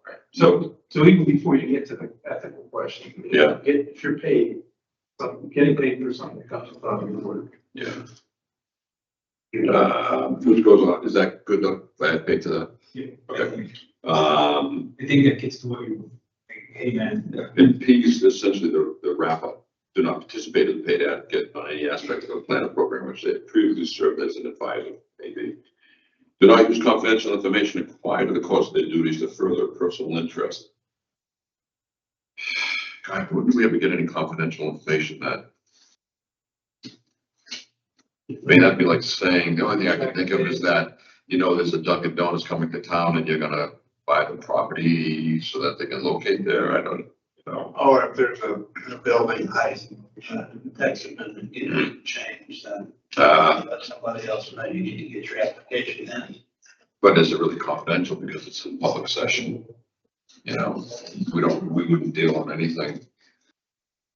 I got the feeling when I was going through, I think it was the, it was like under contract negotiation or, you know, there's. Yeah. And you say something, and the Yeah. price goes up, the price goes down, the opportunity goes So- away. So anything that goes in closed session, like, would you be Yeah. confidential? Okay, why don't we leave that in? Same thing with our, do not disclose confidential information in the course of their duties, except when required. Do not misrepresent facts or distort information for the purpose of achieving a desired outcome. So which means treat everybody fairly. Do not participate in any matter unless adequately prepared. Read your agenda. Read your packages. Mo and Wendell and Tori all send out, and Allison and Scott will all send out very comprehensive 300-page documents. That'll And we are more than willing to answer questions about it before the meeting too. Yeah. Clarification points, things like that. And I've done that. I've followed both of them with questions. And I say to everybody, just ask them, you can, because there's sometimes you head down this road and you find out, no, this is why you're doing this. So, This was, but, this is where the tension gets to be in, to me, an abstention being, there isn't. yeah, Which is, for me, it just happened to be when we were doing the 2050 plan, which is, I love this thing. This is awesome. It's big. I just kind of got it. And I don't know enough about it. I really want to vote. But I don't feel like I can get conscious say yes or no, because I just don't know enough.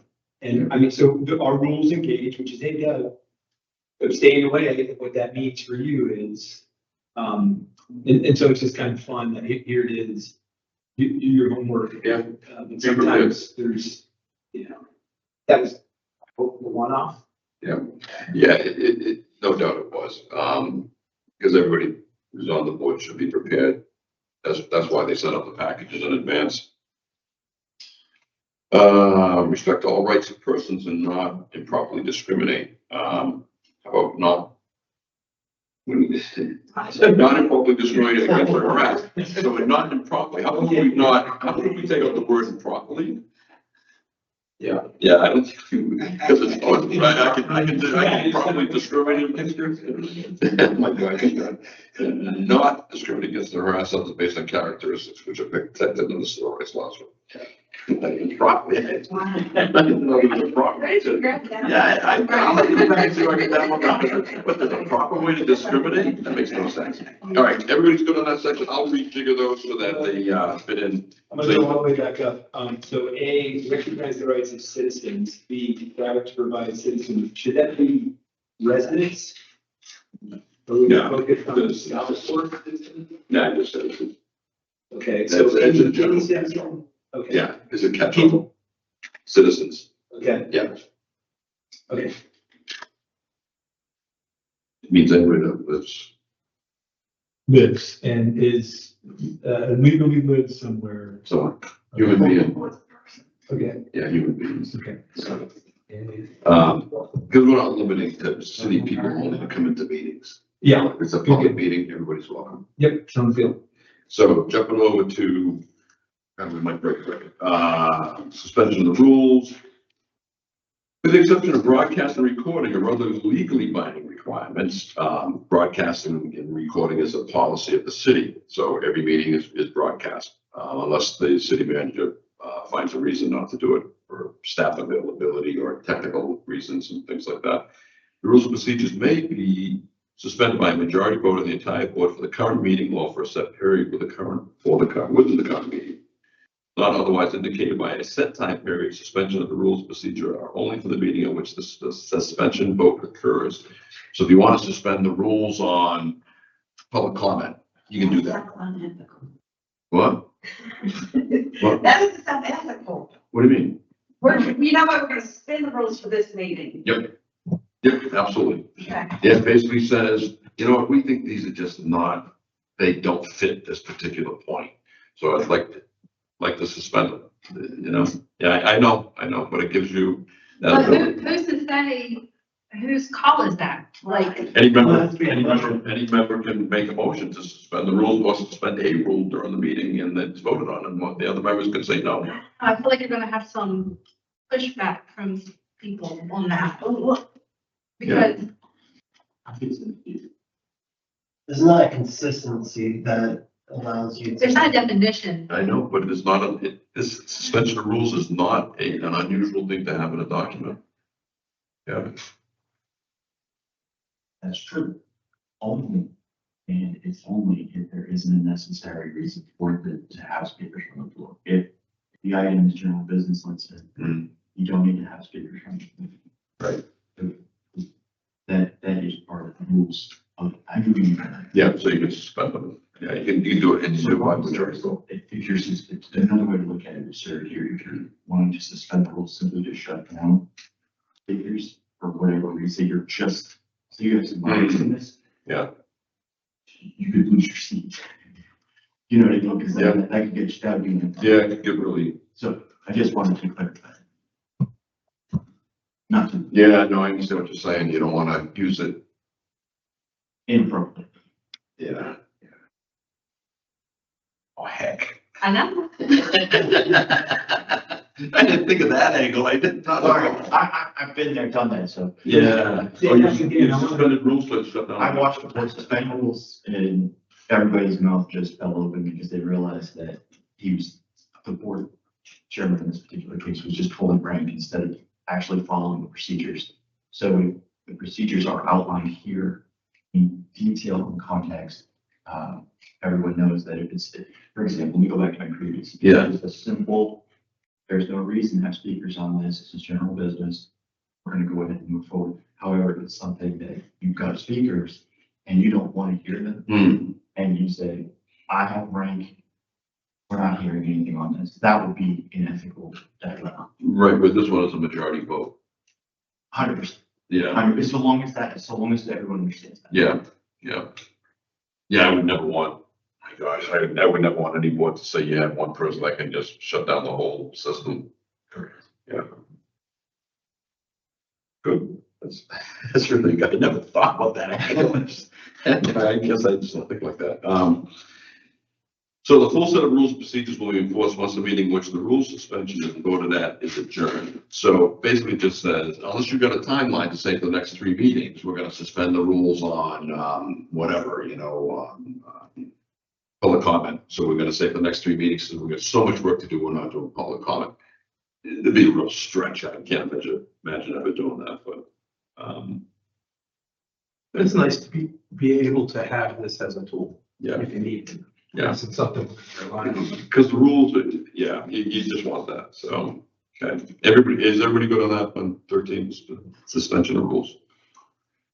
Okay, amendments, the rules of procedure may be amended by a majority vote of the entire board, provided that the proposed change shall have been submitted in writing in the previous regular meeting of the board. Meaning you can't amend these on the fly during a meeting, you have to have enough notice to be able to study it and understand it, or it was in, so, at the prior meeting in writing. Submissions to amend these rules of procedure may be only proposed by current planning board members, board of aldermen members, or city of Southport staff. Okay. Okay, just catching up. Sorry. Yep. I'm on 14. Yep. So if you want to amend it, submit something in writing in January, we'll act on it in February. So what that prevents you from doing is amending the rules on the fly to say, you know what, I only want public comment to be for 3 minutes, and we're gonna amend the rules tonight before anybody else does it. Yeah, We have to actually do this in advance, so it gives everybody time. You're not doing it by the seat of your pants. Yeah. Makes sense. So I'm just looking at Articles 14 and 15, because 15 ends up with, hey, adoption. Yep. As a matter of courtesy, you talk about submitting the rules and procedures that we discussed here to the Board of Aldermen That's correct. for their review, for their Yeah, for their approval, review, for sure. their, For their review, not for their approval. it's our board. Uh, So I think if they have, listen, Board of Aldermen, if they don't like it, they're gonna kick something back and then we'll certainly consider it. Well, yes, Yeah. we're saying something in here about how we're about to implement these, which now starts in 14 and goes into 15. Yep. So I like it. What is the intent for us to, hey, this is our rules for ourselves? Board of Aldermen, take a look. If you got a problem, let us know. Yeah. We're more than excited. Yeah. But we don't bind ourselves by it. So No. we're not outside the rules set. No, we're an advisory board to the Board of Aldermen and some. These are rules and procedures for us to help us. Yeah, just like the Board of Aldermen, I think have their own rules of procedure, don't you? Yeah. Yeah, so, yeah, I mean, certainly if the Board of Aldermen sees something that they're not comfortable with, I think that we should consider it. Yeah. So they could actually send an amendment to us and say, we're gonna recommend that you amend the rules of procedure like this. The Yes. Board of Aldermen has that, you can look at it and vote on it. We can say we need more information, send it back to the planning board and have them expand. Yeah. Or you can actually just table it. Yeah. But the smart thing to do, and I think what we do is if we don't have enough information, is send it back to the planning board and have them flesh it out more. Yeah, that's right. We've done that with UDO changes and things like that. Yeah. So basically, going to the Board of Aldermen would be informational. Yep. And they can, if they desire to make any changes to it, they can certainly send it back to us in writing. Okay, I note with interest, none of that is noted in 14, which is okay by me. Yeah. I just wanted to make sure that that's what we intend, Yeah. Because as we as want it. well as 15. Yes. Okay. Yeah, the Board of Aldermen, again, is informational. I'd love to have their input, but, no. Anything else? Yeah. Guys, anything else?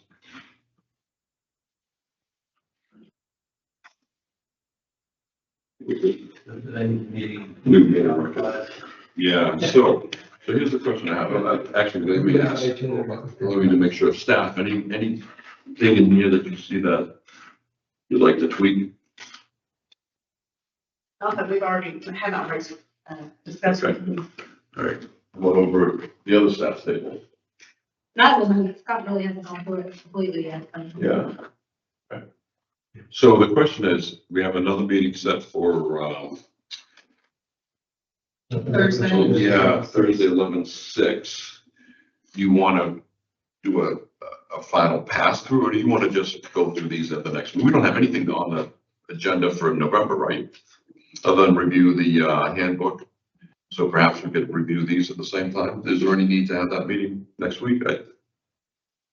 So the review would mean. I would go through, make all the changes, bring them back. Well ahead of time, and it's by exception, essentially. Say again? It's by exception, which is, hey, this is what we all talked about. Anybody see something that we didn't talk about?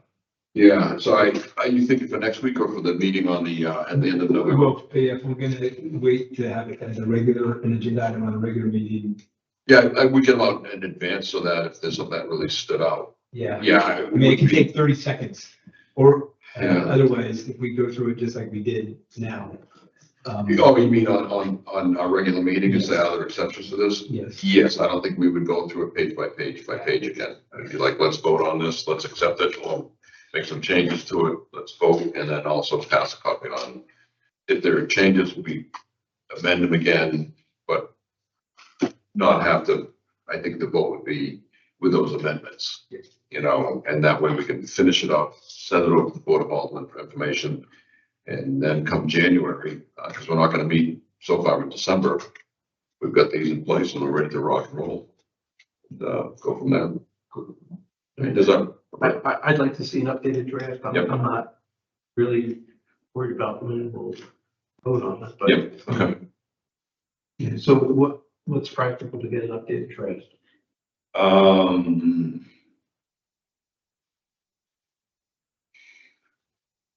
God, I can't say before month end, because it's only a few days away. Let's shoot for the end of next week. Would that work? Yeah. By the, Seventh.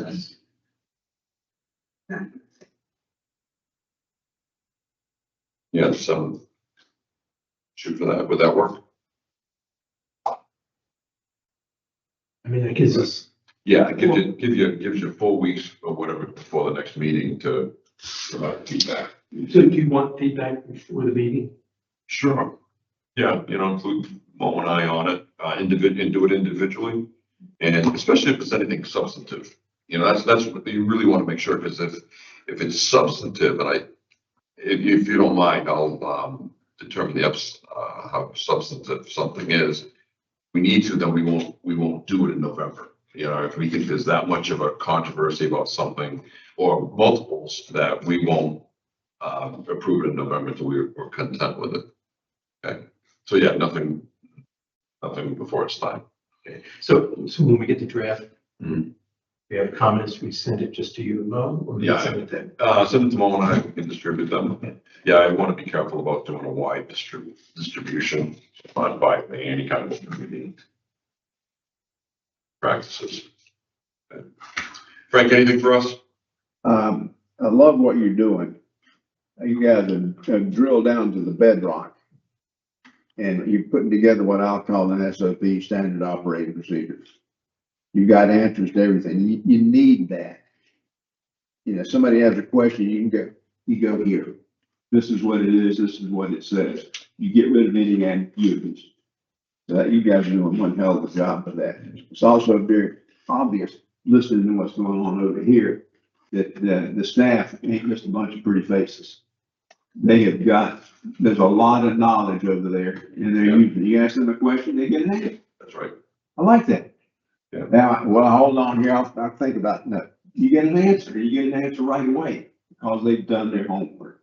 And that's very comforting. It helps you make decisions. Yeah, thank you. All right, anything else for us? What's the difference between these two? So this is, Doug's input, this is John's input. I would just mark them as such, and I'll incorporate, yeah, like I did on mine. More copies. Yeah, yeah, I'll incorporate them as well. We're able to. All right, and if there's nothing else coming before us, I'll entertain a motion to adjourn. Nay, do we have a second? Second. Made and seconded. Any further discussion? Hearing none, all in favor signify by saying aye. Aye. Opposed, abstained, so voted. Motion carries. Thank you, everybody. Thank you for joining us on online. And thank you to staff. Appreciate it all. We are adjourned.